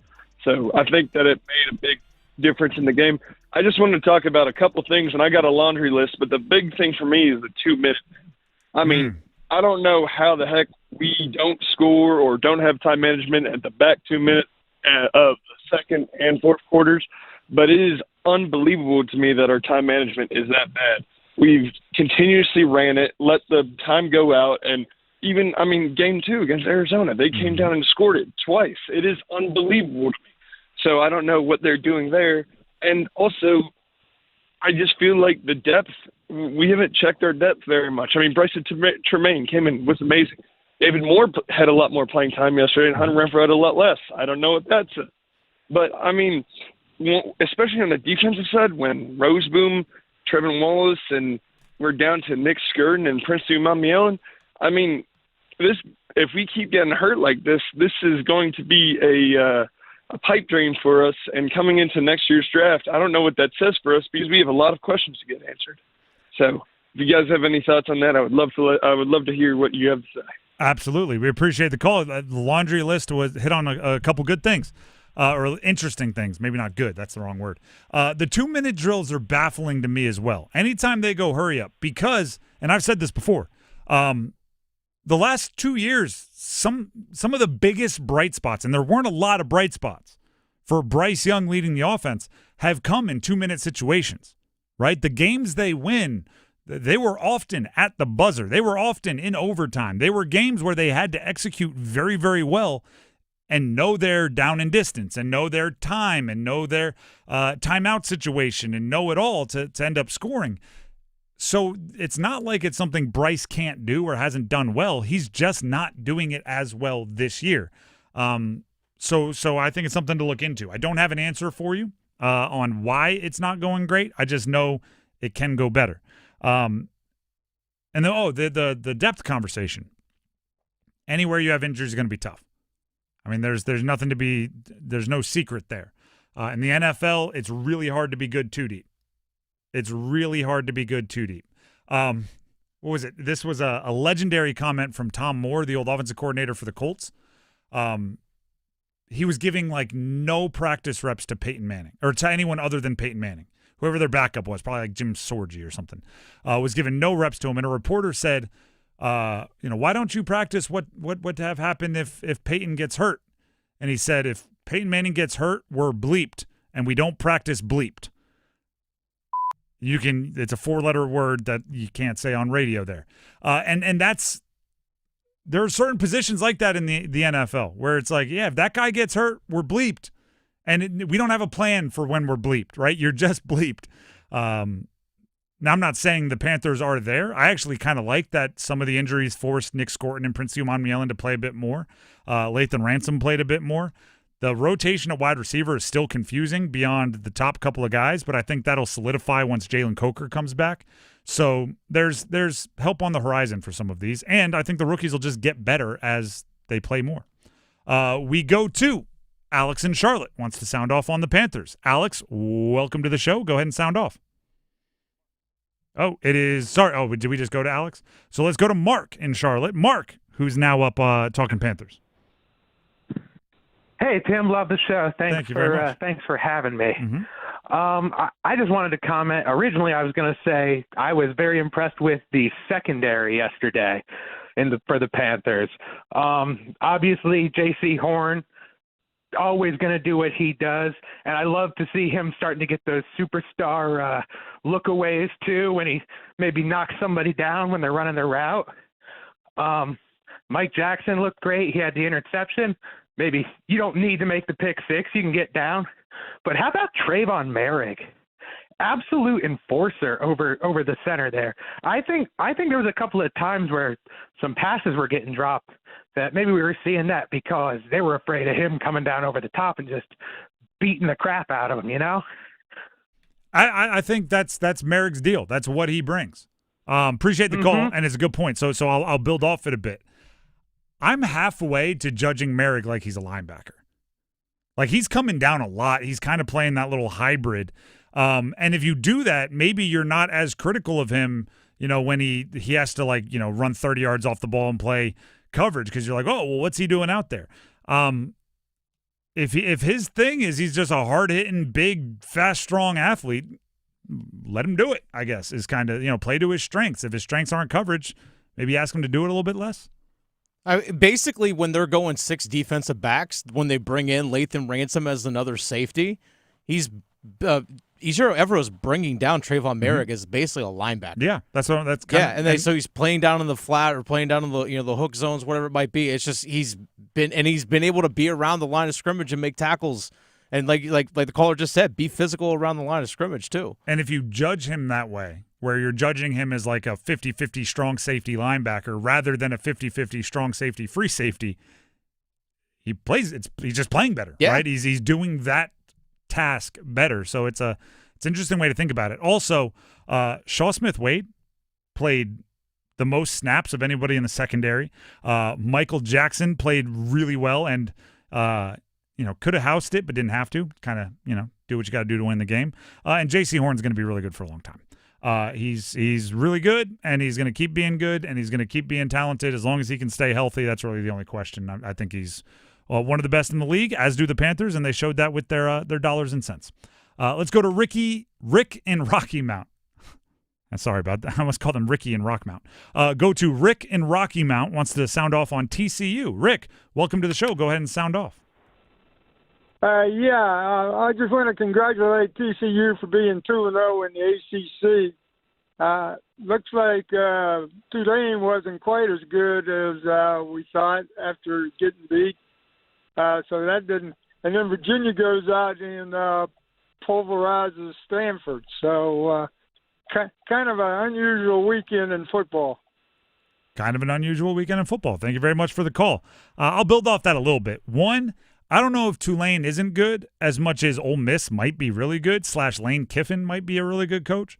I wouldn't be surprised if some Florida Gators fans aren't watching Ole Miss games with a significant amount of interest in perhaps their head coach. TCU, they beat SMU. I have to be honest, didn't watch that game, at least not yet, but I can tell you this, the highlights of Kevin Jennings, a couple of those throws were bananas, and that's the quarterback for SMU. Josh Hoover, though, he might be the real deal. Quarterback tore up UNC to open the season and had a big game against SMU as well.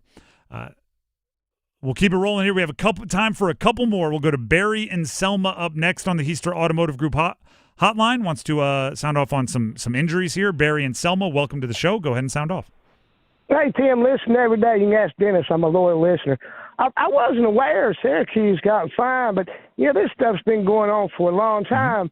I'm sure David from Smithfield, if he's old enough, will remember Dick Sheridan's first year against Virginia Tech in the bowl game when Bill Dooley and his players were faking injuries so they could get in the field goal range to win that bowl game. I agree with everything, and I know it's been going on for a long time. I just don't like it, right? I don't either. Okay, there we go. If it could be proven, I think there should be more fines. That's terrible. That's just poor sportsmanship. I appreciate the call, and I couldn't agree with you more.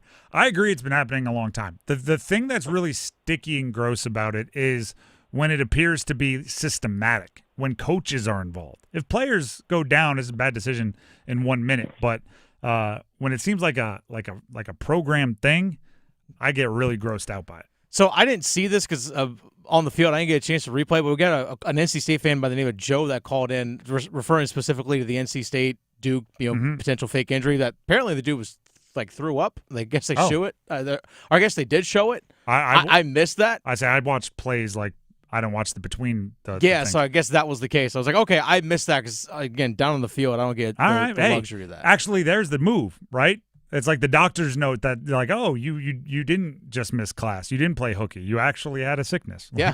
Maybe that's there. All right, we'll round out Monday sound off with one of our loyal listeners, and a bunch of our loyal listeners have called in. We appreciate all of you. But on the Heister Automotive Group hotline, Micah in Morrisville wants to sound off on both the Panthers and Canes. Micah, welcome back to the show. Go ahead and sound off. Yeah, I'll start with the Panthers. Some people have hit on it before, great that we won and everything, but I still think the play calling is just so confusing to me. I don't understand, when we'll run it on first down, which is fine, and then we get stuffed up the middle, we get nothing at 2nd and 10. Okay, let's run it again. Yep, get nowhere, it's 3rd and 9, and then from here, sometimes we run it again, or we decide to throw it like a screen pass, and then we don't get a first down. I mean, I love the Panthers. I've been a fan forever. I love Bryce Young, but I don't know, and that's not his problem. It's obviously Dave Canales calling the plays, but it drives me insane sometimes. And I get clock management, we were up, but I just don't understand why I feel like we should target Tet more. Every time he gets a target, especially in the red zone, he's catching it, and he needs to score a touchdown. So I don't know. I feel like we should just give Tet the ball more. I think he had 8 targets, which is fine, but I don't know. I don't love the play calling. And then on the Canes, I'm excited for the game tonight. Some NHL guys are playing, but it'll be cool to hopefully we get a power play because it's our power play 2 guys will be out there. So Jackson Blake, Stankoven, Taylor Hall, Nikishin. So it'll be cool seeing him running the power play, which is when the real group's out, power play 2. And then lastly, shout out Giovanni Smith on his PTO. He's a Brendan Lemieux type player. I'm expecting him to drop the gloves tonight. So tune into the Canes. You're going to see a fight. We won't see one the whole season, but we'll see one tonight. So let's go. Michael, we appreciate the call. Love it as always. Do you think Brendan Lemieux is aware Micah is riding and dying for him this aggressive? We should. We should make that happen. Yeah, we should make that connection because Brendan Lemieux has a pretty big fan in Micah. But what he was saying about the play calling, I do think in this game they were just we don't just make play calls that can be 0 mistakes because Falcons are going to do it on their own. If they were making those same play calls in a one-score game and or a game where the opposing team was more of a threat, I would be very frustrated, just kind of like Micah was. But it just seemed like they were like, why? Why would we throw it downfield to Tet? Maybe it gets tipped and picked. Something crazy happens when we can just take this, punt and live to fight another day and win 30-0. Don't be greedy. Doesn't have to be 40-0. 30-0's fine. That's a Monday Sound Off. Always fun hearing from all of you here on The Drive with Tim Donnelly on 99.9 The Fan. We'll take a break when we come back. UNC lost at UCF. I was there, and I'll pass along my findings. Stick around. The Adam Gold Show. I just heard Rod Brindamore's pre-training camp chat, and he's talking about the marathon. Man, and it's true. So for fans, remember, we are going to be here all the way through Memorial Day again. How much beyond Memorial Day remains to be seen. A lot's going to change between now and then. The roster will change, but know this team is prepared for the long haul, and I can't wait for it. The Adam Gold Show, weekdays starting at noon on 99.9 The Fan. Hey, it's Paul Ihander from 99.9 The Fan for Clayton Homes. Fall in North Carolina, as we know, means crisp nights, football Saturdays, and big savings with the Red Tag Sales event going on now at Clayton and Oakwood Homes. It's the best time of the year to buy your dream home. And right now, prices are slashed. You can save thousands on select in-stock homes. These are move-in ready homes with huge markdowns, but only while supplies last. Like a strong defense on the field, Clayton-built homes are made to keep you covered. Designed with energy efficiency in mind, you will stay cozy this fall, comfortable year-round, and save money on bills. Check out Clayton and Oakwood Homes to see fully furnished models, explore your options, and lock in savings. And don't wait. These homes are priced to move, and when they're gone, they're gone. The Red Tag Sale going on now at Clayton and Oakwood Homes locations and online at theredtagsale.com. Terms and conditions for the Red Tag Sales event at theredtagsale.com. Available only at participating Clayton Homes family of brands retailers through 12/31. Amount of savings may be limited. Ask for details. May not be available within certain financing. Lender restrictions apply. Oh, I'm John Heister for John Heister Chevrolet in Fuquay Varina. People are asking us, how are you selling so many cars all of a sudden? Well, did you know that the Beltline has opened up the outer loop? We're only 28 minutes from Knightdale. We're only 19 minutes from Clayton and 15 minutes from Apex. We're now the most convenient Chevrolet dealership to reach in the Triangle. It's just one more reason to get off your keister and come to Heister. Now at John Heister Chevrolet, get up to $11,000 off a new 2025 Chevy Silverado RST or 2.9 for 72 months. See dealer for details. Together, let's drive. Is your heating and air system handling the hot weather okay? Call Newcomb & Company to ensure your system is running at peak performance. As a Comfort Contract customer, you'll get priority service and a 15% discount on all HVAC and plumbing service calls and repairs. Newcomb & Company, your independent trained dealer, has proudly served our community for more than 70 years, delivering reliable comfort and peace of mind. Call 919-862-3000 or visit newcombandcompany.com. Newcomb & Company, your comfort is our business.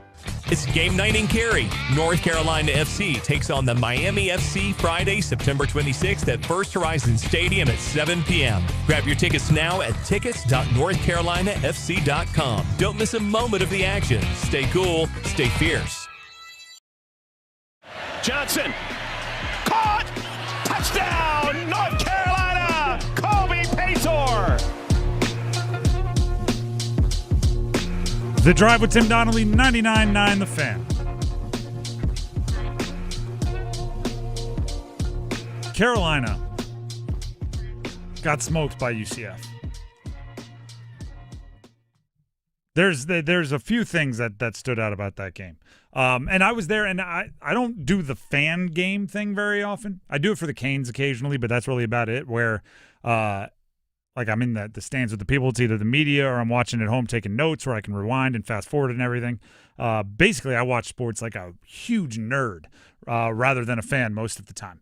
But I was visiting my parents in Orlando. UNC's playing at UCF. My brother, my dad, and I, we grabbed tickets and we go to the game. UNC sideline watching the Belichick of it all. He is a phenomena on the road.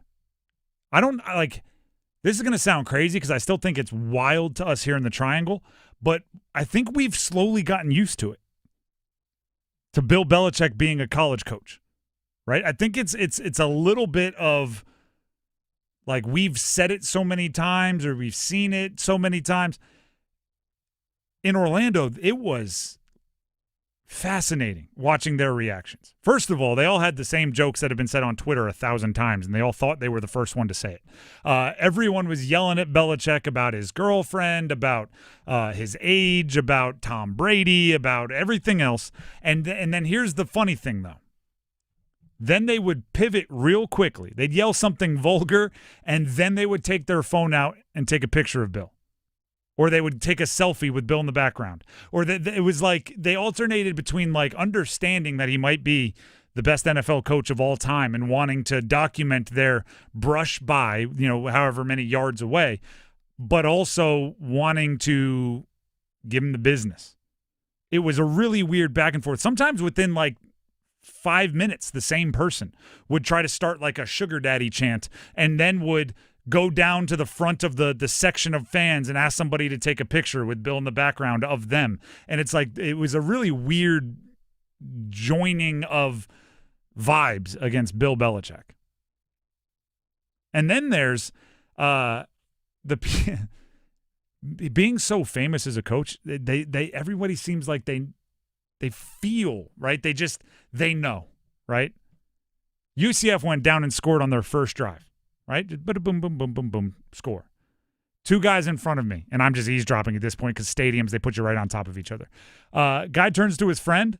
They're happy. They got their UCF stuff on, and they just matter-of-factly go into the most assumed ridiculous conversation ever. They're just like, everybody knows it was Brady, 100% Brady. Had nothing to do with Belichick. Everybody knows that. Defenses weren't even that good. And they're just like casually throwing this back and forth, just ripping apart Bill Belichick's resume. And in my brain, I'm going like, actually, first 3 Super Bowls that they won together was the defenses were incredible. Like, what are you talking about? There were games where he threw for like 130 yards and they won in the postseason because the defense was that good. But everybody's just rewriting what they want because UNC doesn't look good right now. Right? UNC doesn't look good. And Dabo Swinney is learning this. Every coach that's ever had success and then struggled is learning it. When you're not winning, everybody doesn't just go, nah, it's cool. You were good a handful of years ago. We're not going to give you the business now. And then there occasionally and I'm not making fun of the people around me. I'm saying that this is how fans operate, right? They have these conversations in the stands. One of them made a point that I thought was ridiculous until I paid attention. He started looking at his friends. This guy who was front left of me. And he just started going, Belichick's not talking to any players. He doesn't even talk to his players. Look, he doesn't even talk to his players. And I was like, that's ridiculous. What are we doing here? But I couldn't help but kind of pay attention. He really doesn't talk to his players much. He's on his headset and on his iPad a lot. My brother even made the observation. He said, for somebody that was so anti-technology and made fun of social medias and everything, that guy's on an iPad a lot. And I don't know if it's an iPad. It might be some other tablet. Sorry to the sponsor. But he doesn't have a lot of interaction with the players.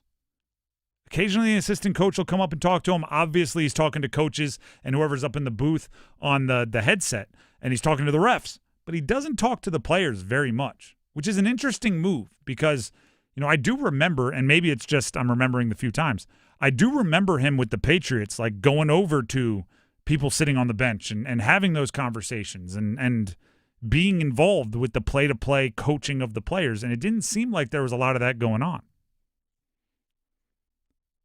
And then you move on to the UNC football team of it all, which is the team looks disjointed. I brought this up earlier. Will Hardy, one of their safeties, felt like he was trying to bring some juice because there just wasn't much. I thought Jake Johnson, their tight end, who ironically is the brother of Max Johnson, was trying to bring some juice, and it just wasn't being matched. And it kind of made it like weirdly cringy because in a vacuum, the stuff that players do in football games and on football sidelines to get everybody pumped up, if it's not reciprocated, it looks really weird. Right? If like one guy is jumping up and down and one guy is hitting everybody on the shoulder pads and everybody else is just kind of like, just getting hit on the shoulder pad. It just looks weird, right? But when everyone buys in, it looks healthy for a team. There were bad drives. There were bad plays. Gio Lopez was not playing well pre-injury. There were things where you would want your teammates to pick you up, and it just wasn't really happening. And that, to me, is a bigger issue than not being, on the same page on a play. Right? Every football player in the history of the world, every quarterback in the history of the world has thrown an interception because they thought a guy was going to break earlier than he did. Right? Because they thought you were going to see it as 2 high safeties and you read it as 1 high safety, so a guy changed his route when he shouldn't have. You throw it, it gets intercepted. That's going to happen. But when it happens, there needs to be that moment where the offensive line is, it's all good, we got your back. Hey, get back out there. And it just, at least from a body language standpoint, right? You can't hear what they're saying, but you could hear some of it. We had pretty good seats. From a body language standpoint, that wasn't there. That wasn't there. And there was no one. You didn't have your tastemaker. What's the cliche? And I haven't used it in a while. I know I've used it on the show. Where's the thermostat players? Right? The cliche that coaches use is, are you a thermometer player or are you a thermostat player? A thermometer player comes in and moves to whatever the room is, right? It's hot in there. Now I'm hot, right? The thermometer just reacts. The thermostat can go in there and say, oh, it's hot, but I think I want us cold. Turn it down, right? Fire that air conditioner. Things started bad for UNC. Didn't seem like there were a lot of people trying to change the temperature. Didn't seem like there were a lot of people trying to will them into a different mindset. There was just a lot of people bummed that it wasn't going well. And that's an issue. The Drive with Tim Donnelly, 99.9 The Fan. Before we move on, Tim Donnelly here for Miller Lending. Wouldn't it be great to be a thermostat person for mortgage rates and interest rates? So when you're looking to buy a house, you can go, I'm a thermostat. I'm going to just turn that down. I'm going to just crank that. Let's get it down. Oh, look at that. It's during the middle part of COVID times, 2.25. How's that look? Unfortunately, those people don't exist. Instead, the next best thing, Gordon Miller and Miller Lending, because they can give you something they call a no-cost loan. No closing costs, no third-party fees, no surcharges. So at closing, none of that surprises you. And the reason why that's the next best thing is if rates are higher than you want right now and you need a mortgage, lock it in, but you don't have to pay closing costs, right? So that little nest egg that you had saved up for closing costs can help you with the higher payment monthly, obviously, for as long as that money will last. And then if rates drop, refinance, drop it down, get that lower monthly payment. If they drop again, refinance, drop it down, get that lower monthly payment with no cost, no fees, nothing. Nothing out of your pocket on those refinances. So you can do it as many times as you need to. And meanwhile, if rates go up, right, if they bounce up, you're locked in. You locked it in back when you needed the mortgage when you needed it, right? It's a really simple way to protect yourself and allow yourself to take advantage of a volatile market, which is what we're dealing with. By the way, if you have a rate that starts with a 7, call up Miller Lending. They may be able to lower that down for you, lower that monthly payment down for you, and again, no cost, so no money out of your pocket. Yeah? Does that have your interest? Remember this phone number. That wasn't an interest joke, by the way. I was just saying, pique your interest. Wasn't doing any puns there. Here's the number for you to remember. 919-447-3377. That's 919-447-3377. Or you can visit them online at millerlending.com. That's millerlending.com. Miller Lending is an equal housing lender, and MLS number 250-2146. We'll be back with the starting 5 at 5 coming up next. Tonight, your forecast calls for Hurricanes hockey. Stankoven with a shot. He scores! Logan Stankoven. And for the first time in this series, the Canes have a lead. Storm Watch with Adam Gold at 6:30. Puck drop at 7. Svechnikov hands it off. Empty net. Bingo! Sebastiano! On your exclusive home for the Carolina Hurricanes, 99.9 The Fan. My name is Katie. I'm a Spectrum customer for mobile and internet, and I grew up on a farm and ranch in Nebraska, so I'm always cowgirling. Cowboy culture You never want to pay more than you have to because there are so many expenses that go into farming and ranching. To have any efficiency on the farm, you need extreme connection and reception. I bet we save about $180 a month with Spectrum, and that's $2,100 for the whole year. Real customers, real savings. Visit spectrum.com/save. Real customer testimonial, compensated, not scripted. It's the final shot at the Championship 4.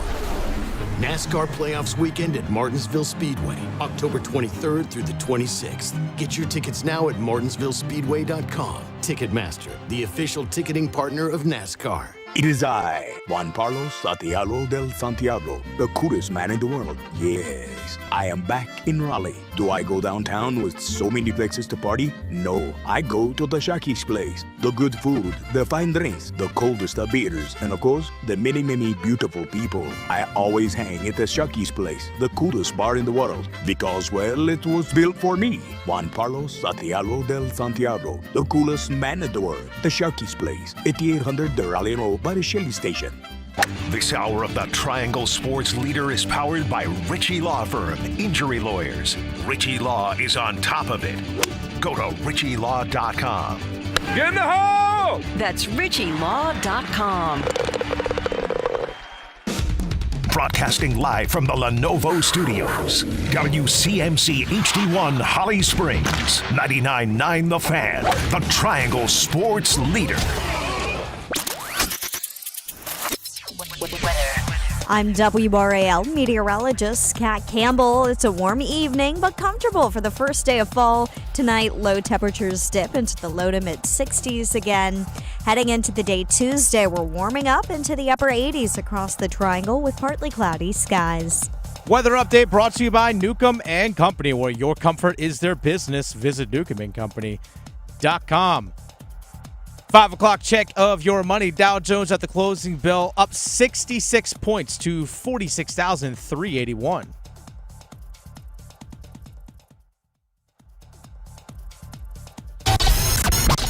It's 5 o'clock. Time to serve up the biggest sports stories of the day. Here comes your starting five. The Drive with Tim Donnelly, 99.9 The Fan. It is time for the starting five. But first, download the app, 99.9 The Fan, brand new app. How long can we say brand new? Is it just new now? It's been like a week and a half. No, 2 we can weeks. say brand new. Brand It's still new. brand new. Brand new. I know it's awesome. We'll decide on how new it is, but I know it is a really, really cool app that you all should download if you haven't done so already. Live stream. By the way, the Carolina Hurricanes preseason game tonight. You could download the app. It's like one tap once you're there in the app to listen to the game tonight. There's blogs written. There's YouTube for our podcasts. There's audio-only podcasts. There's so much going on our app. But the best part is it's super easy to navigate, super user-friendly, and I think it's kind of built for the Triangle sports fan as well as we possibly could. There's poll questions.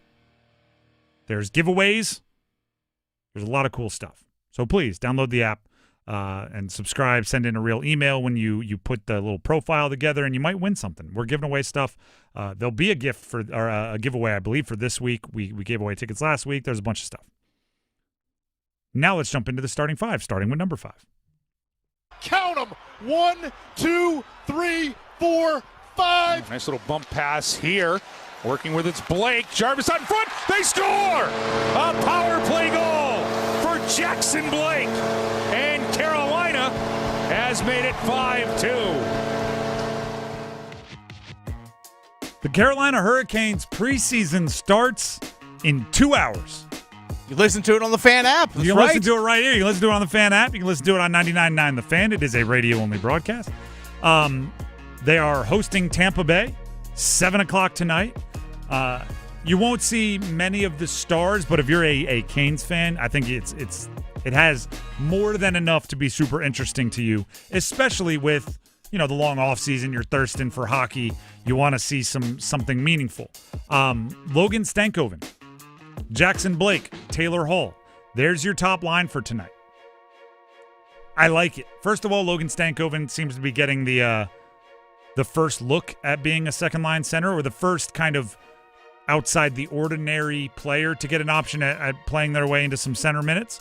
I love, putting him with Blake, because you have two guys that were rookies last year, young. You want them to grow old together, right? So put them in every situation you can and let them have chemistry alongside each other. I love putting Taylor Hall out there, because what is Taylor Hall? The wily old vet, right? After each shift, can Taylor Hall not give them some little pearl of wisdom, some little nugget of information to up their level of play and to potentially up Logan Stankoven's ability as a center? I think he could. Also, Alexander Nikishin will be playing there back on the blue line. He is as fascinating of a prospect as the Canes have. Did obviously play some significant minutes towards the end of the postseason last year. But really, I mean, the excitement around him is size, speed, skill, skating. Like, he brings a gigantic bag of tricks from the KHL over there in Russia to the NHL. And how he plays could really determine how that blue line plays as the season goes along. And it's our good friend Micah that called in during Monday Soundoff said those guys that you mentioned, those four guys, are all part of the second power play unit, at least what we've seen so far in training camp. So those guys getting a little chemistry, if they do get a couple power play chances, would be nice to see as well. I definitely should have brought that up, and thank you for reminding me. All of the power plays at this point are some of the more interesting pieces. Because you want a fun fact about hockey players that I've learned? What's that? They all want to be on the power play. Oh, of course. They all want to be on the power play. Darn right we do. And they can't always have that ability, but when they do, they want to prove their worth. Like if they get one opportunity, even if it's preseason, they want to do it well enough to get 2 opportunities and 3 opportunities. And having like you brought up Blake, Hall, Joe, Stankov, and Nikishin. You throw that group out there, they're going to want to earn more opportunities on the power play. And especially someone like Nikishin, like I think he could be a big part. If he ends up being a Cane for a long time, which I think we hope he does, he could be a big part of that power play for a long time. And this will really be some of our first looks at it, which is pretty cool. Nadeau and Unger Sorum, 2 other prospects that I think a lot of people are excited about. They'll be on that second power play unit, so might even get a few fireworks from them. From what I've heard in prospect camp, Nadeau on the power play, he has yet to find a shot he doesn't like. He is aggressive, and I think there's a spot somewhere for that mindset on the Canes. I don't know if it's on the big league club this year, but there's a spot somewhere for somebody that just hunts goals in the Canes system, and Nadeau seems to be that kind of guy. We'll talk more about that before the show ends. That's number 5. Let's get to number 4. 1, 2, 3, 4, all together.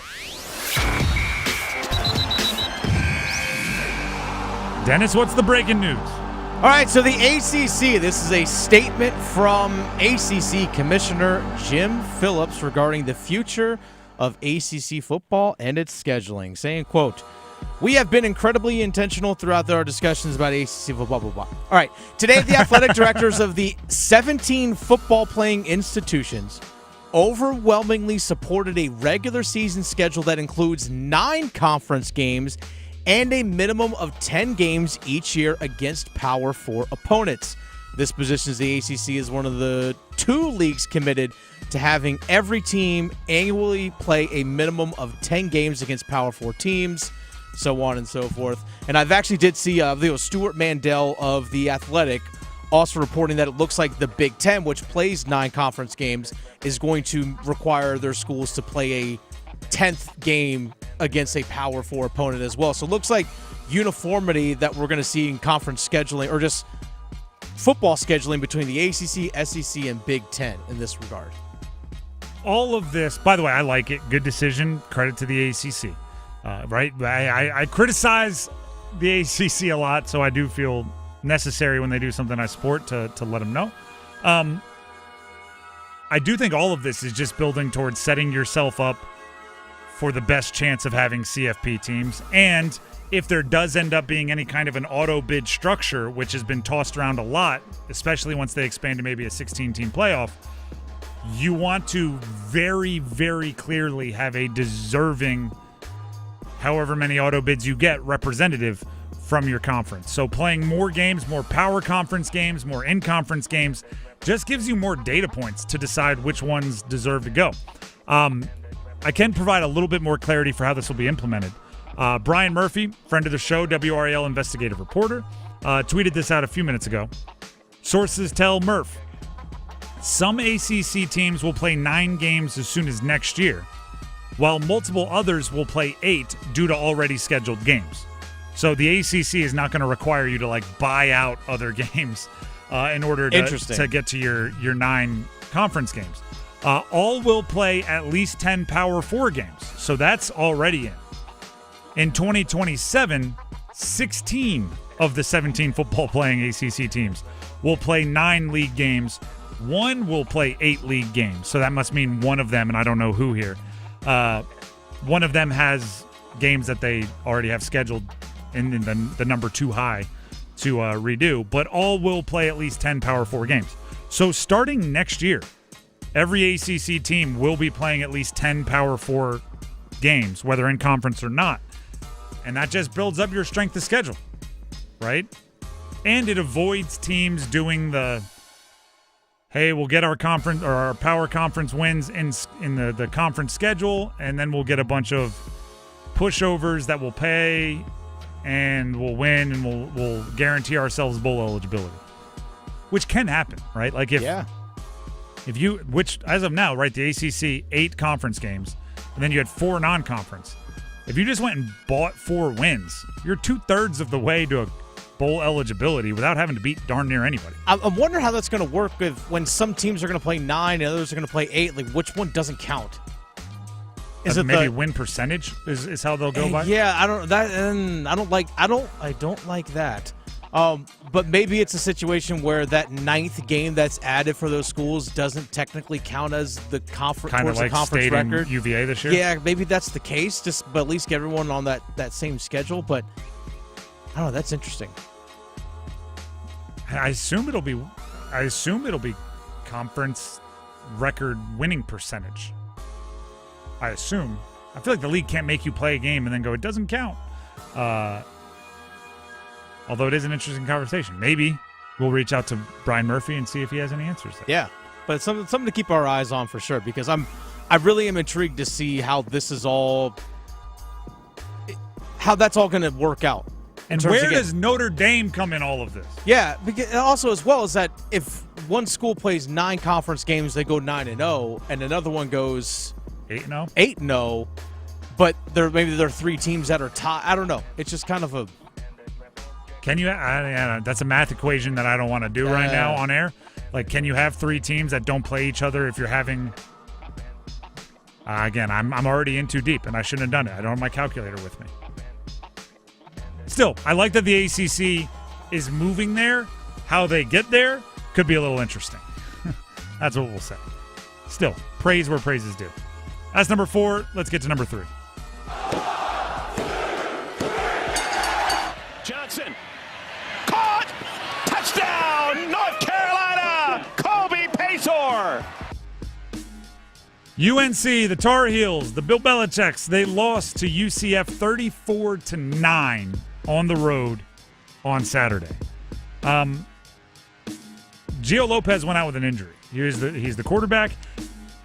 I think UNC was surprisingly loyal to their quarterback. Gio Lopez was leading an offense that wasn't really getting it done through 3 games, especially the passing offense. Once he went out with the injury, Max Johnson came in, did lead the touchdown drive that you just heard there. Also had quite a few. He tried to hold on to it a little too long and was, hit while throwing and then trying to, explain to the refs why it wasn't intentional grounding because he was trying to throw it to a guy downfield, but he got hit, and that's why it only went 8 feet from where he was standing. The UNC offense doesn't strike a lot of fear into defenses. I'll put it that way. June, the running back that had the really good day against Richmond, had moments against UCF, but not enough of them to strike any fear. And then once they were behind by a bunch, he kind of had to lean on the passing game. That wasn't there. it's fun. I was at this game as a fan. My dad, my brother, and I went. It was funny because I was pointing out Jordan Shipp to my brother, and I was saying, this guy's good, right? I was saying, watch this one. This guy's good. And he made a couple plays early, and I felt real smart. And I was looking around going like, ha-ha, I told you. And then I also felt bad because my brother is in a pool at his work where you have to pick one underdog every week to win outright. And my brother lives in Florida, and he knew UCF was super unproven, hadn't really played anybody. So he picked UNC to beat UCF as his underdog. And I was like, ooh, not sure I would have done that. And then it showed why I'm not sure I would have done that. But then Jordan Shipp had a drop. It just felt like as the game went along, even the players that have been kind of the beacons of light for UNC's offense just had the light drain out of their play, right? June, at times, has been the guy that was like, hey, that guy's playing well. Yeah, a couple plays early, kind of drained. Shipp, I'm a big fan of Shipp, but even that, as the game went along, it just kind of like, it felt like everybody was like, geez, can we just end this game? It was hot. Hot as heck, by the way. I was sweating my tail off. It was a toasty weekend. And UCF, as the home team, chose black uniforms. What a wild move. Paid off. Yeah, I mean, it worked. What am I to knock them about? But it was weird that, I don't know, UCF doesn't, UCF. UNC doesn't have the genes to bind themselves together when issues are popping up, when adversity is striking. And potentially that's caused by the fact that they had 70 some odd new players, right? When, like, I don't even know how you would make this happen quickly. When I played at the FCS level, so it's not the same, don't get me wrong. But by the time we were like juniors and seniors, the other juniors and seniors that were on the field with you were darn near family, right? You might not like them all, but you knew they put in the work. You had seen it for years. These guys, they like, hey, you were pretty good at those couple of off-season workouts we did, and then training camp was fun. Like, they don't have that same connection. I did see NC State's basketball team is like training with Navy SEALs or something this past weekend. Yeah. Maybe you do that kind of stuff as much as you possibly can. You try to pack like, 2-3 years of like suffering together to make bonds into like a couple of months. But you could tell UNC just didn't have that thing where like the harder things got, the more they leaned on each other. It was like the harder things got, the more everyone was just like, darn, this stinks. That was a concern of ours going into the season, is that with so many new guys and a new system, new coach, is that who in the locker room is going to lead things when things get tough. And we haven't seen that yet. And I saw a few guys trying and just they weren't getting the reaction. Yeah. Like I mentioned, Max Johnson's brother, Jake Johnson, the tight end. He was trying to be an energy guy, running around, jumping up and down, and like it was like somebody trying to start a chant at a concert or something. Yeah. And nobody joins in, and you're just there going like, play the hit. Everybody, play the hit. Come on, man. Hey, play. Ironically, like Bill Belichick, the do your job chant. Yes, exactly. Or every once in a while you see it like somebody trying to get the wave started and everybody's just like, no. It felt like that, like there were some leaders trying to do that for UNC and everybody's just like, dude, it's hot. We're bad. We're getting beat by a bunch. Let's just go home. Yeah. By the way, quarterback got hurt. Yeah. Like, nah. Real quick, you mentioned NC State basketball doing the SEAL team training. Actually, one of our listeners, Travis, wanted to do a shout-out for that. He wasn't able to call in during Monday Soundoff. I was going to save it for the Dean's List tomorrow, but he mentioned that Will Wade was actually doing the workouts with the team and all that stuff, too. So I'm like, oh, yeah, look at Will Wade getting after it. But, yeah, shout-out to Travis who pointed that out. This is a quick story, but I got to tell it. One of my high school coaches – same thing, right? I'm not going to let you guys work without me joining in. We played a bad game, had a bunch of mental errors. So the next practice, he said, we're going to start with 100 up downs. Oh, yeah. Right? We're going to before practice, like just fresh out of stretching, we're going to do 100 up downs. And he was like, but guess what? It's just as much my fault for not having you prepared. I'm doing it with you. First up down. I don't know if he hadn't done an up down in like 40 years. dove onto the ground and scraped all the skin off the front of his nose. Nice. And we were just like, Coach, you're good. We'll do the up downs. You're go get that taken care of. Like, yikes. He did like 2 or 3 more and then did have to bail. And it was just like, all right, that didn't get us as hyped as you probably would have liked. So hopefully Will Wade did better than Coach Leong. Shout out to Coach Leong. What number was that? Number 3. Let's get to number 2. Go one! Just the two of us. The give to Castle. He's got a first down and more. Rumbling down the middle of the field. Castle picking him up, putting him down. Touchdown! My goodness! What a knockout throw in the fourth quarter! That was a 66-yard touchdown run for Anderson Castle of Duke, who had 3 touchdowns on the ground for Duke in a 45-33 win over NC State. We talked a lot about this from the NC State point of view. I want to quickly talk about it from the Duke point of view, which we mixed in. No, it's not we exclusively did. You can go find it on the podcast. I thought this game is a very good microcosm, a very good, like, to scale version of what Duke hopes their season is like, right? Because they're down 20-7 and stayed remarkably calm and just started chipping away and then big play and then chipping away and then big play and then got their opponent rattled and took advantage of it and big play, right? And oh, look, we got a little momentum, capitalized on it, went on a run, and then finished with a double-digit victory, right? 45-33. And I talked about Darian Mensa's role in that as the quarterback and his poise, and everybody fed off that and everything. Well, you could argue 1-2, ugly loss to Illinois, pretty rough loss on the road to Tulane, specifically when you include the Darian Mensa emotional element of it, right? Playing his old team. You could argue 1-2 is kind of them at 20-7 deficit.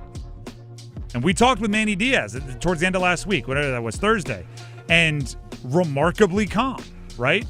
And was speaking very logically about, well, we played a pretty tough non-conference schedule, and once you get into league play is when they're a little bit more important.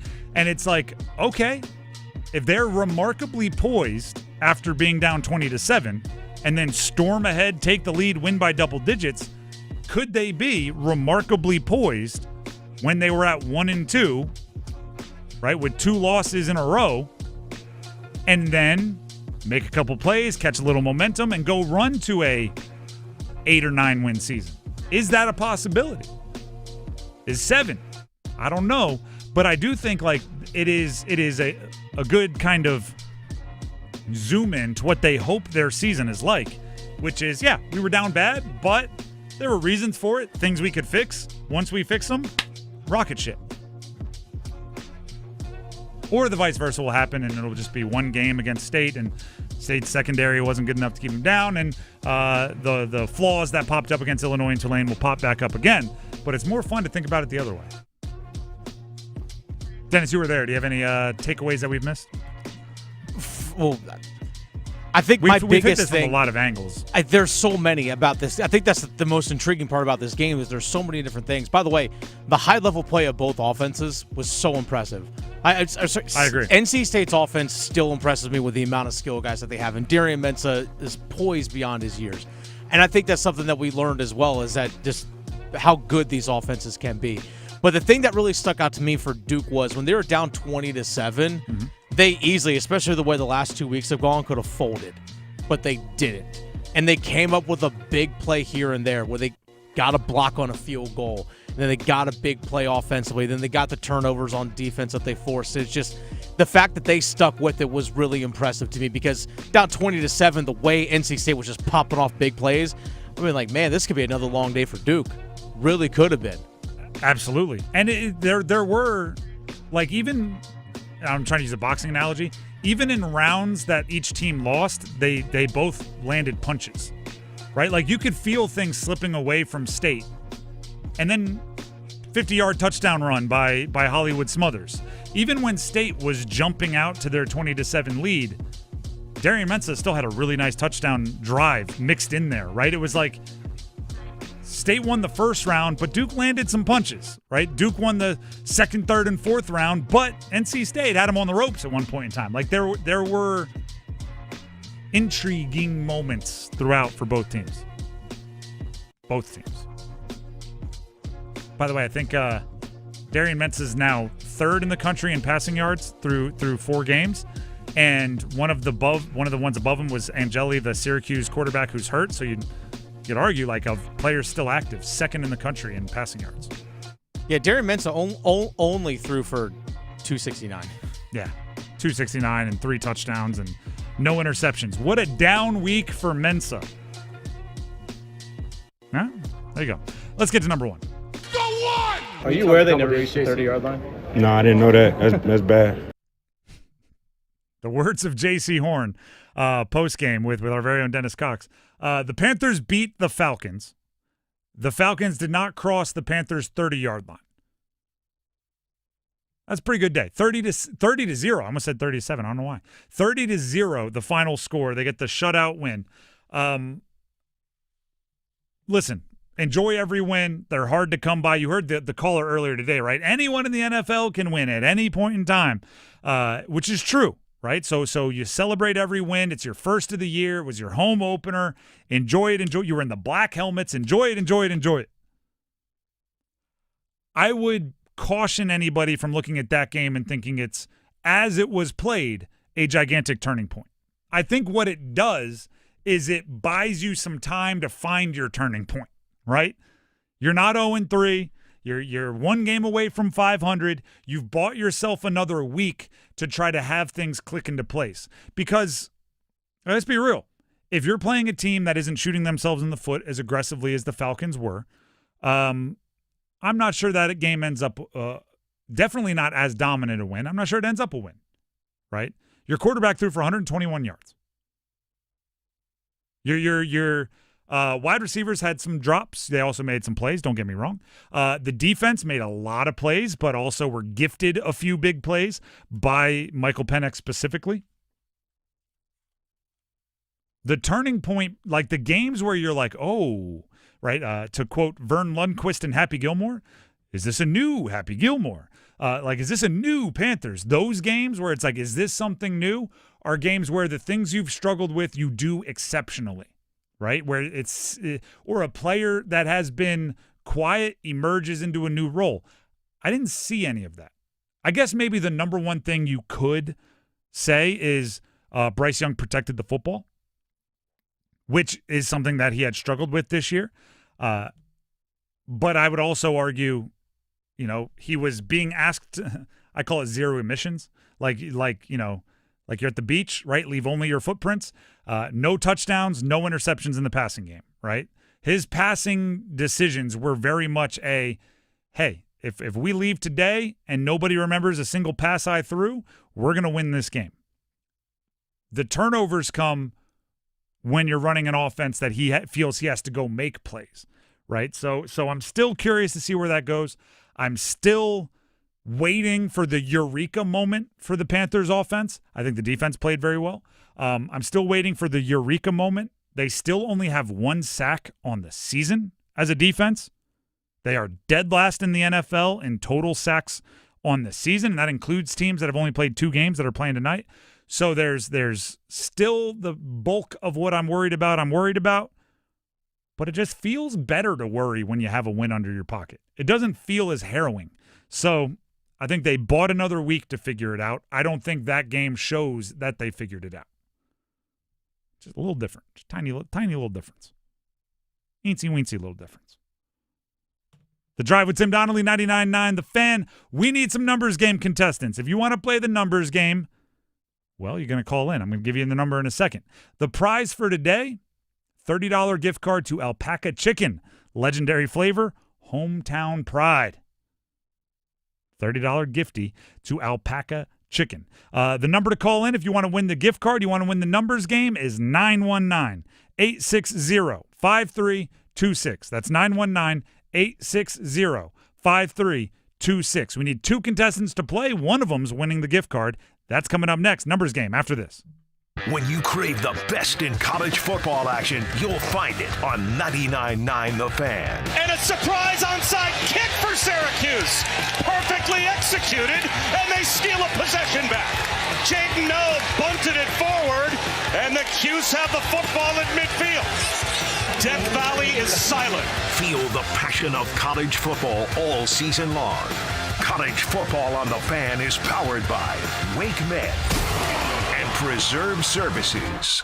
Is your whole home operating at peak performance? With Newcomb & Company, your independent Trane dealer, proudly serving our community for over 70 years. As a Comfort contract customer, you'll get priority service and a 15% discount on all HVAC and plumbing service calls and repairs, including repairs and replacements for faucets, toilets, piping, garbage disposals, water heaters, drain cleaning, and more. Call 919-862-3000 or visit newcombandcompany.com. Newcomb & Company, your comfort is our business. Today's real estate market can be a little challenging. That's why you need a company with both personal expertise and cutting-edge tools to deliver exceptional results. At Howard Hanna Allen Tate Real Estate, innovative programs like Buy Before You Sell, Find It First, and their 100% money-back guarantee help you buy and sell with ease and seamlessly navigate every step of the home ownership journey. To learn why you should work with the #1 family-owned real estate firm in the country, contact an agent or visit howardhannatate.com. Struggling with high interest debt? You can pay it all off in days with Loan Pronto's Rapid Equity Loan.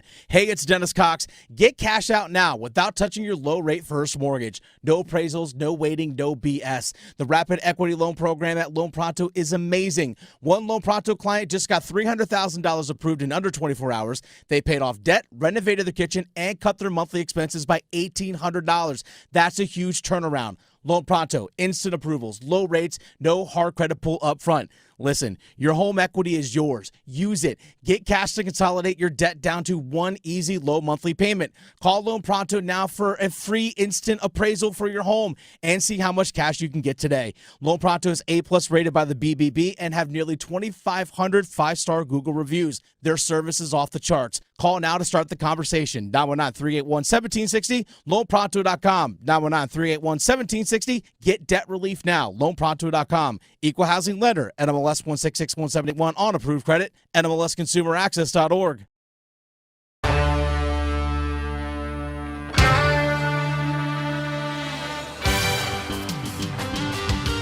The Drive with Tim Donnelly, 99.9 The Fan. It is time to play the numbers game. As always, we're going to bring two contestants onto the show. We'll ask them the same question. Dennis will be our judge. He'll pick his favorite answer, and that person will get to go first in our numbers game. The prize, a $30 gift card to Alpaca Chicken. Legendary flavor, hometown pride, Alpaca Chicken. So, we bring on John and Raleigh first. John, can you hear me? Yes, I can. All right. As we so often ask on Mondays, looking back at the weekend that was, this weekend that just passed, what was the highlight of your weekend? But because we're a sports show, keep it sports related. The Panthers game, getting the first win of the season. Did you say going to the Panthers game or just the Panthers game? Just the Panthers game. Okay, perfect. Dennis, any follow-ups? Nope. All right, we're good to go. John, locked in. We'll hear from Aaron in Wake Forest next. Aaron, can you hear me? Yes. All right, the same question to you.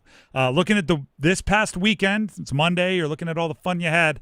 What was the highlight of the weekend? But because we're a sports show, keep it sports related. Well, that's easy. First time playing fantasy football, and I'm 5-0. Oh, wow. 5-0. I do kind of want to know how you're 5-0 through 3 weeks. Yeah. You get an extra win if you score above the median point scored for your league. So you're just waiting on maybe this. All right. We'll take your word for it. Dennis, we got a 5-0 fantasy player, and we have a Panthers fan excited for the Panthers' first win. I'm intrigued at 5-0 already in fantasy. Like I said, week 3 still not done tonight. I assume he's already won his matchup. Maybe everybody's done, and he's waiting to see if he won the median for this week because other players have. I assume. That's just my guess, Possibly. But I'm deep in the fantasy football nerddom. That you are. But I'm going to go with the Carolina Panthers getting that first win. Okay. So it's going to go John and Raleigh on this one. John and Raleigh gets to go first. Aaron and Wake Forest, you will have your chance. Just sit on hold. We'll see what you have to do once your number is called. John, you ready to pick a category? I am. All right, the categories are NFL, Russell Wilson's good soldiers. These are players that were Russell Wilson's teammate in the NFL at some point or another.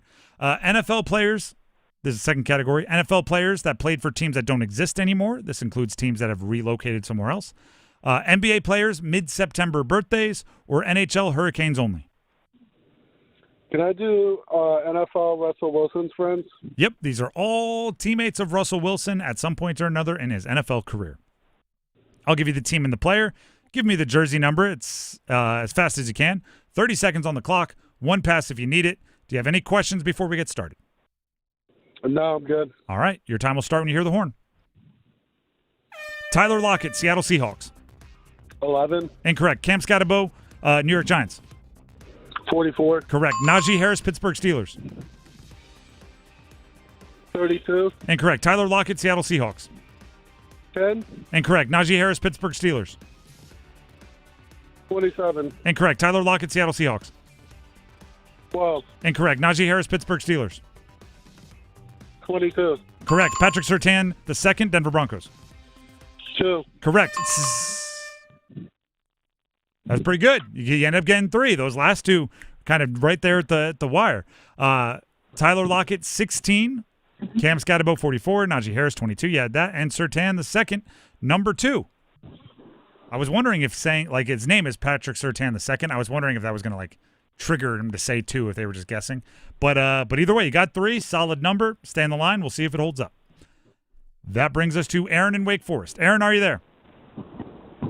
Yes, sir. All right, the categories remaining for you to choose from are NFL players that played for teams that don't exist anymore, including teams that have relocated somewhere else, NBA players with mid-September birthdays, or NHL Hurricanes throughout history. Let's do the Hurricanes.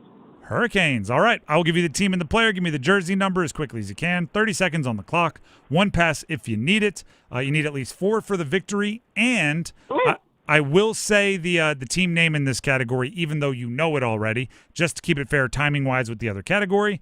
Any questions before we get started? No, sir. All right. Your time will start when you hear the horn. Sebastian Aho, Carolina Hurricanes.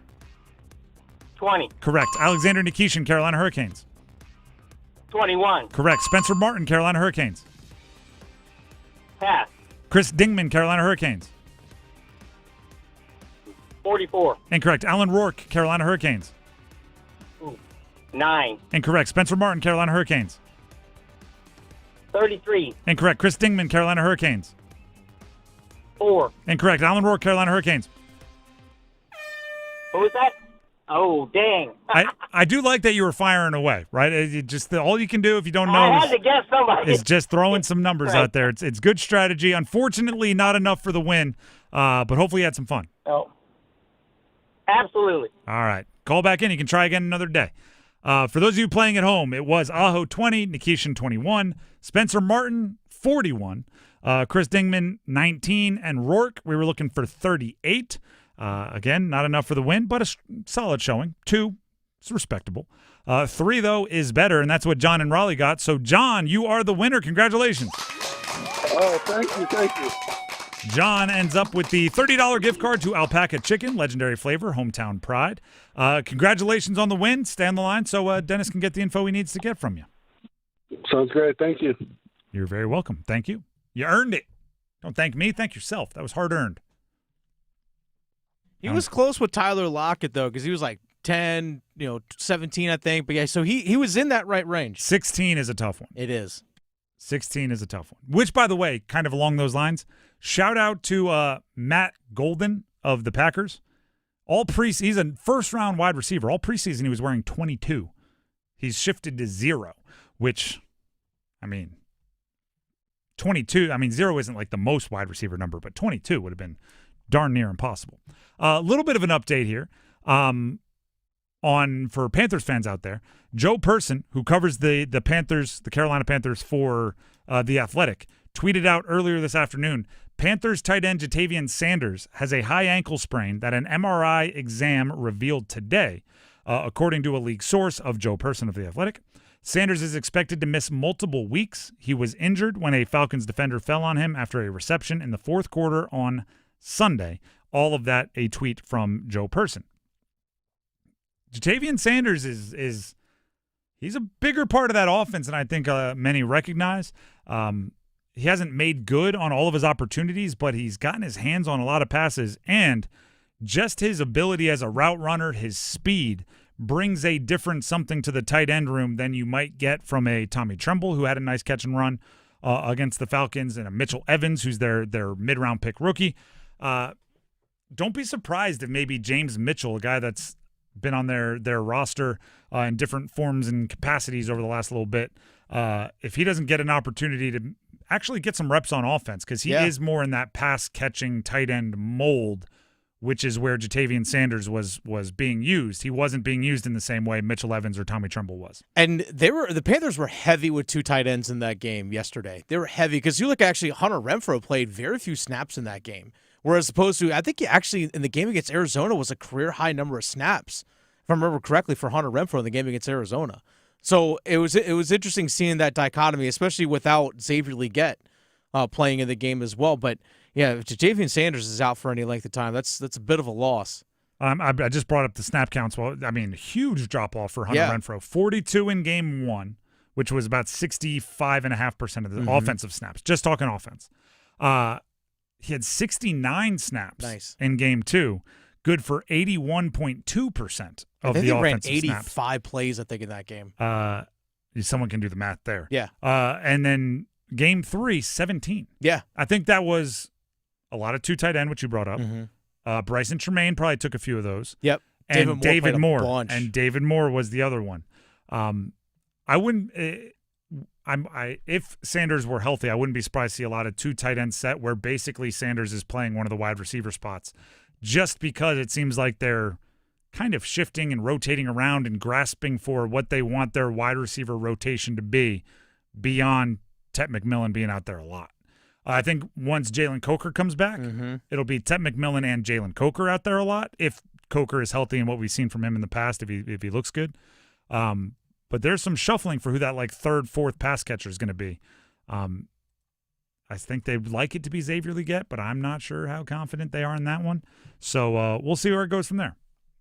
Renfrow did have a catch for 5 yards. There you go. I think he may have had one other called back on penalty. If I remember. Maybe. David Moore, I know, had one.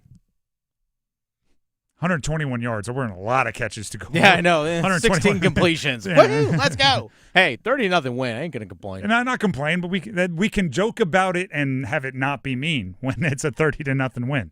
You joke about it after a loss, it feels much more critical. The Drive with Tim Donnelly, 99.9 The Fan. Speaking of things that are much more jubilant than not jubilant, the Carolina Hurricanes play hockey today. Let's go. Preseason hockey, but it's hockey. We get you set for the game, which you can hear right here on 99.9 The Fan and the 99.9 The Fan app. We get you ready for it after this. Tonight, your forecast calls for Hurricanes hockey. Stankoven with a shot. He scores! Logan Stankoven! And for the first time in this series, the Canes have a lead. Storm Watch with Adam Gold at 6:30. Puck Drop at 7. Svechnikov hands it off. Empty net. Bingo! Sebastian Aho! On your exclusive home for the Carolina Hurricanes, 99.9 The Fan. Find what you love, love what you find. A Total Wine and More. There's so much waiting for you. All kinds of beers and thousands of wines. Guides in the know and prices so low. It just might blow your mind. And love what you find. With curbside pickup and delivery available, you'll always find what you love, only at Total Wine & More. Drink responsibly, B21. Hi, it's me, Flo, here to tell you that with the Progressive Home and Auto Bundle, you get 24/7 protection, so you're covered no matter where the day takes you. Even I added too much water to the pizza dough day? Yep. How about getting a call from my daughter to pick her up at the airport because her boyfriend is unreliable day? Especially that day. What about finding out that one of my pipes suddenly burst in my basement day? Progressive has every day covered 24/7 with a Home and Auto Bundle. Also, you have a lot of bad days. Oh no, that was all the same day. At least you're covered with Progressive. Progressive Casualty Insurance Company affiliates and other insurers. Not available in all states. Ready to plug into the future and save big? Charge up the savings at Wilkinson Chevrolet GMC in Sanford with up to $5,500 off a new 2025 Chevrolet Equinox EV-RS. Includes Wilkinson discount and customer cash. See dealer for details. Plus, this is the last month to get in on the $7,500 federal EV tax credit. This electrifying deal ends at the end of this month, so hurry to Wilkinson Chevrolet GMC in Sanford or online at wilkinsoncars.com. Chevrolet. Together, let's drive. Now he'll back in one up Stankoven. Stankoven with a shot. He scores! Logan Stankoven!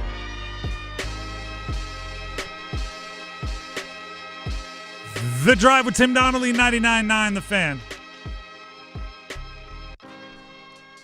Guess what? Canes play hockey tonight. I'll be there. Okay, well then ain't gonna miss it. Let me put this on you, Dennis. Okay. What are you looking forward to most? What piece of information? Because preseason wins and losses are what they are. I could tell you that I may have been one of the only people, and I'm only a little embarrassed by this, to look at the betting odds and lines for this preseason game tonight. But the facts are, you have no shame. The wins and losses, they don't matter as much in the preseason as much as the information gained. Yeah. So what piece of information do you want to gain when you're there watching? What are you looking for? What's the fill in the blank on your notes that's going to be the biggest blank? Two things I want to see are how much more of an understanding does Alexander Nikishin have on the system? Because again, his thrown right into the fire, having to play in postseason games last year. So I want to see how much more he understands the system in terms of his positioning and so forth. Sure, you're not playing with a regular NHL lineup, but I would like to see that. And then obviously Logan Stankoven playing at center. Just want to see how well he adapts to being in the middle of the ice, and also just how he handles that defensively, because that's really the thing. The defensive responsibilities are so much different as a center as opposed to a winger. When you lose a faceoff, you got to stay with the center, which means you're going to be down in the corners more often as opposed to being a winger up by the points. We talked about this last week where I jokingly said, but I think it's true, that asking a wing to move to center for the Carolina Hurricanes should be a 3-part conversation, right? Because everybody, not everybody, but a lot of skaters, a lot of forwards in the NHL played center growing up, right? It's kind of, it's like shortstop, right? You just put your best players up there because you want them to be around the puck the most. You want them to be in the face-off circle. You want them to be shooting. You want them to be doing everything. So a lot of them played center. So if you ask them just like, hey, you want to try center? They're all going to go, yeah. With the Canes, it's a different beast, right?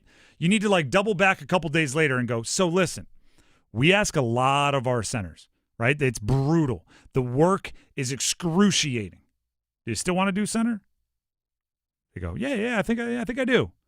All right, you need to double back another couple of days later and go, have you talked to Sebastian Aho? Do you understand how grueling it is in this system to play center? Did you sleep on it? Did you talk to your friends and family about it? Are you really ready to make this kind of a decision? And then if they say yes, it's like, all right, let's give it a try. And it's for exactly what Dennis just said, right? There's a lot that they do that is not designed to make the life of a center easy. It's designed to continue their core principles all the way up to and through every phase of the game, which means you got to play two-way hockey and you got to get in the corners, you got to do everything else. I want to build off of, and I know that all of you may not have heard the speech, but the Canes mic'd up Rod Brindamore for kind of his first team address.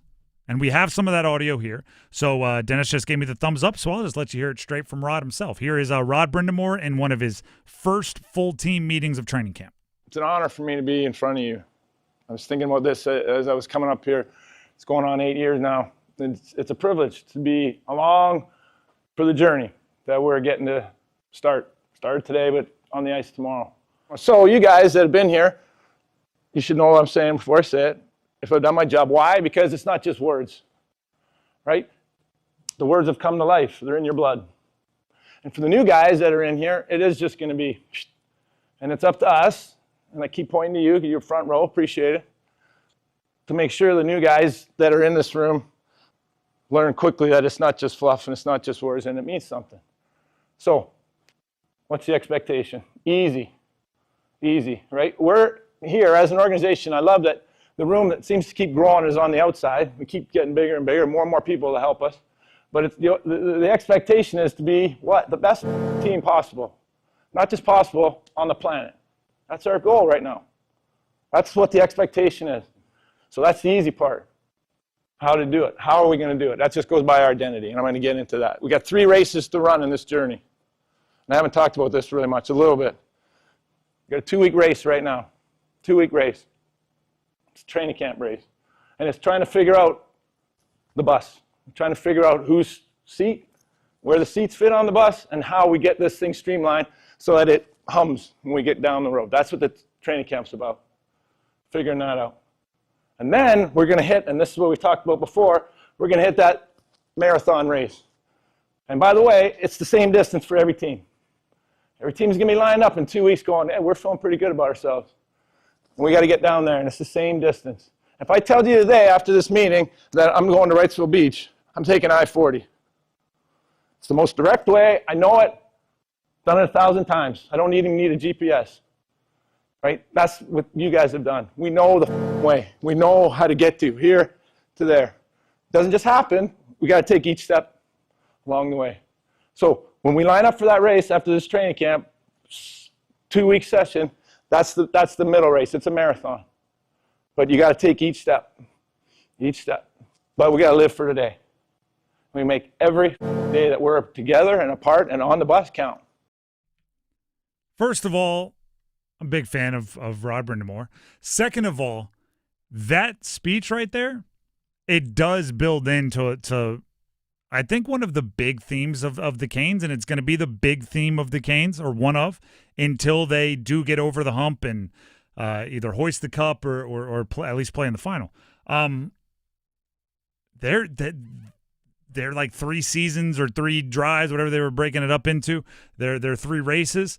The first 2 are really just about being ready for the third, right? The preseason, the regular season, they know the way already. They've done it how many times, right? Like his example of when he drives to Wrightsville Beach, right? He's getting on I-40. He knows the way. The Canes know the way to a successful regular season. They know the way to getting 100-plus points in the regular season. They know the way to setting themselves up for a postseason. They know the way. It's everything they do should be judged on how much better or worse it is making them for the playoffs. It's real, and by the way, it's like a gift and a curse, right? I don't think they get as excited for a regular season win as some other teams.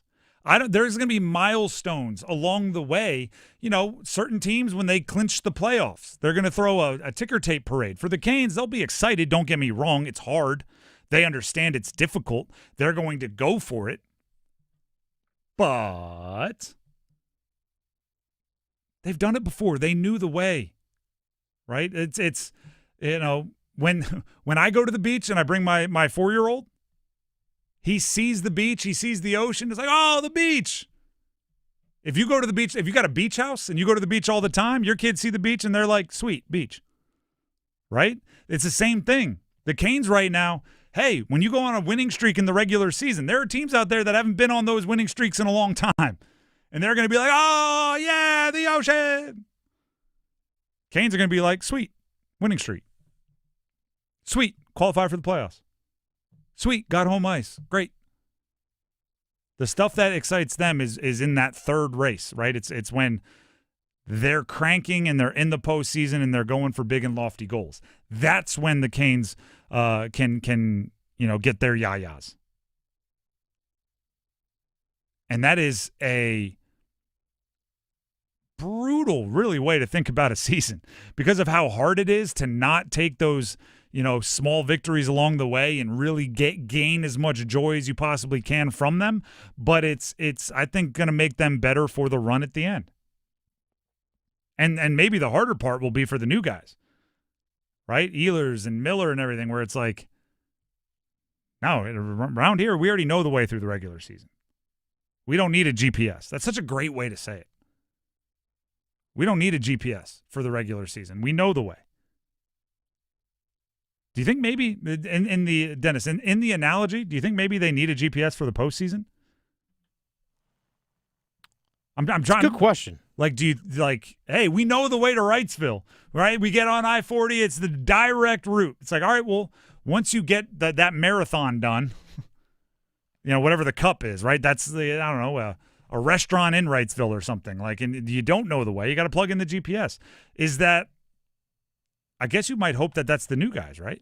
Maybe. I think it's just, I don't know necessarily they need a GPS to get through the playoffs. I think it's more or less just, you hope you don't run into the pothole that is the Florida Panthers. I mean, you know how to get there. That's really it. Yeah. It's just, dang it, I got a flat tire. They know how to get there. You don't make it to the Eastern Conference Final by accident. True. And by the way, I'm not discrediting anything. So I think it's more or less just, can you get through the traffic jam? That's really it. Yeah. I'm wondering if it's not like, and I'm just, spitballing here, if it's not like Jordan Stahl and Rod Brindamore and guys that have held the cup before, getting that one last piece of directions to them before the postseason and then building off of that. But it's, it's a really tough spot to be where, you could have a historically good regular season and it really doesn't mean much. It means hopefully that you were healthy throughout the season and you've gotten guys in the right spots and you're going to use that to be good in the postseason.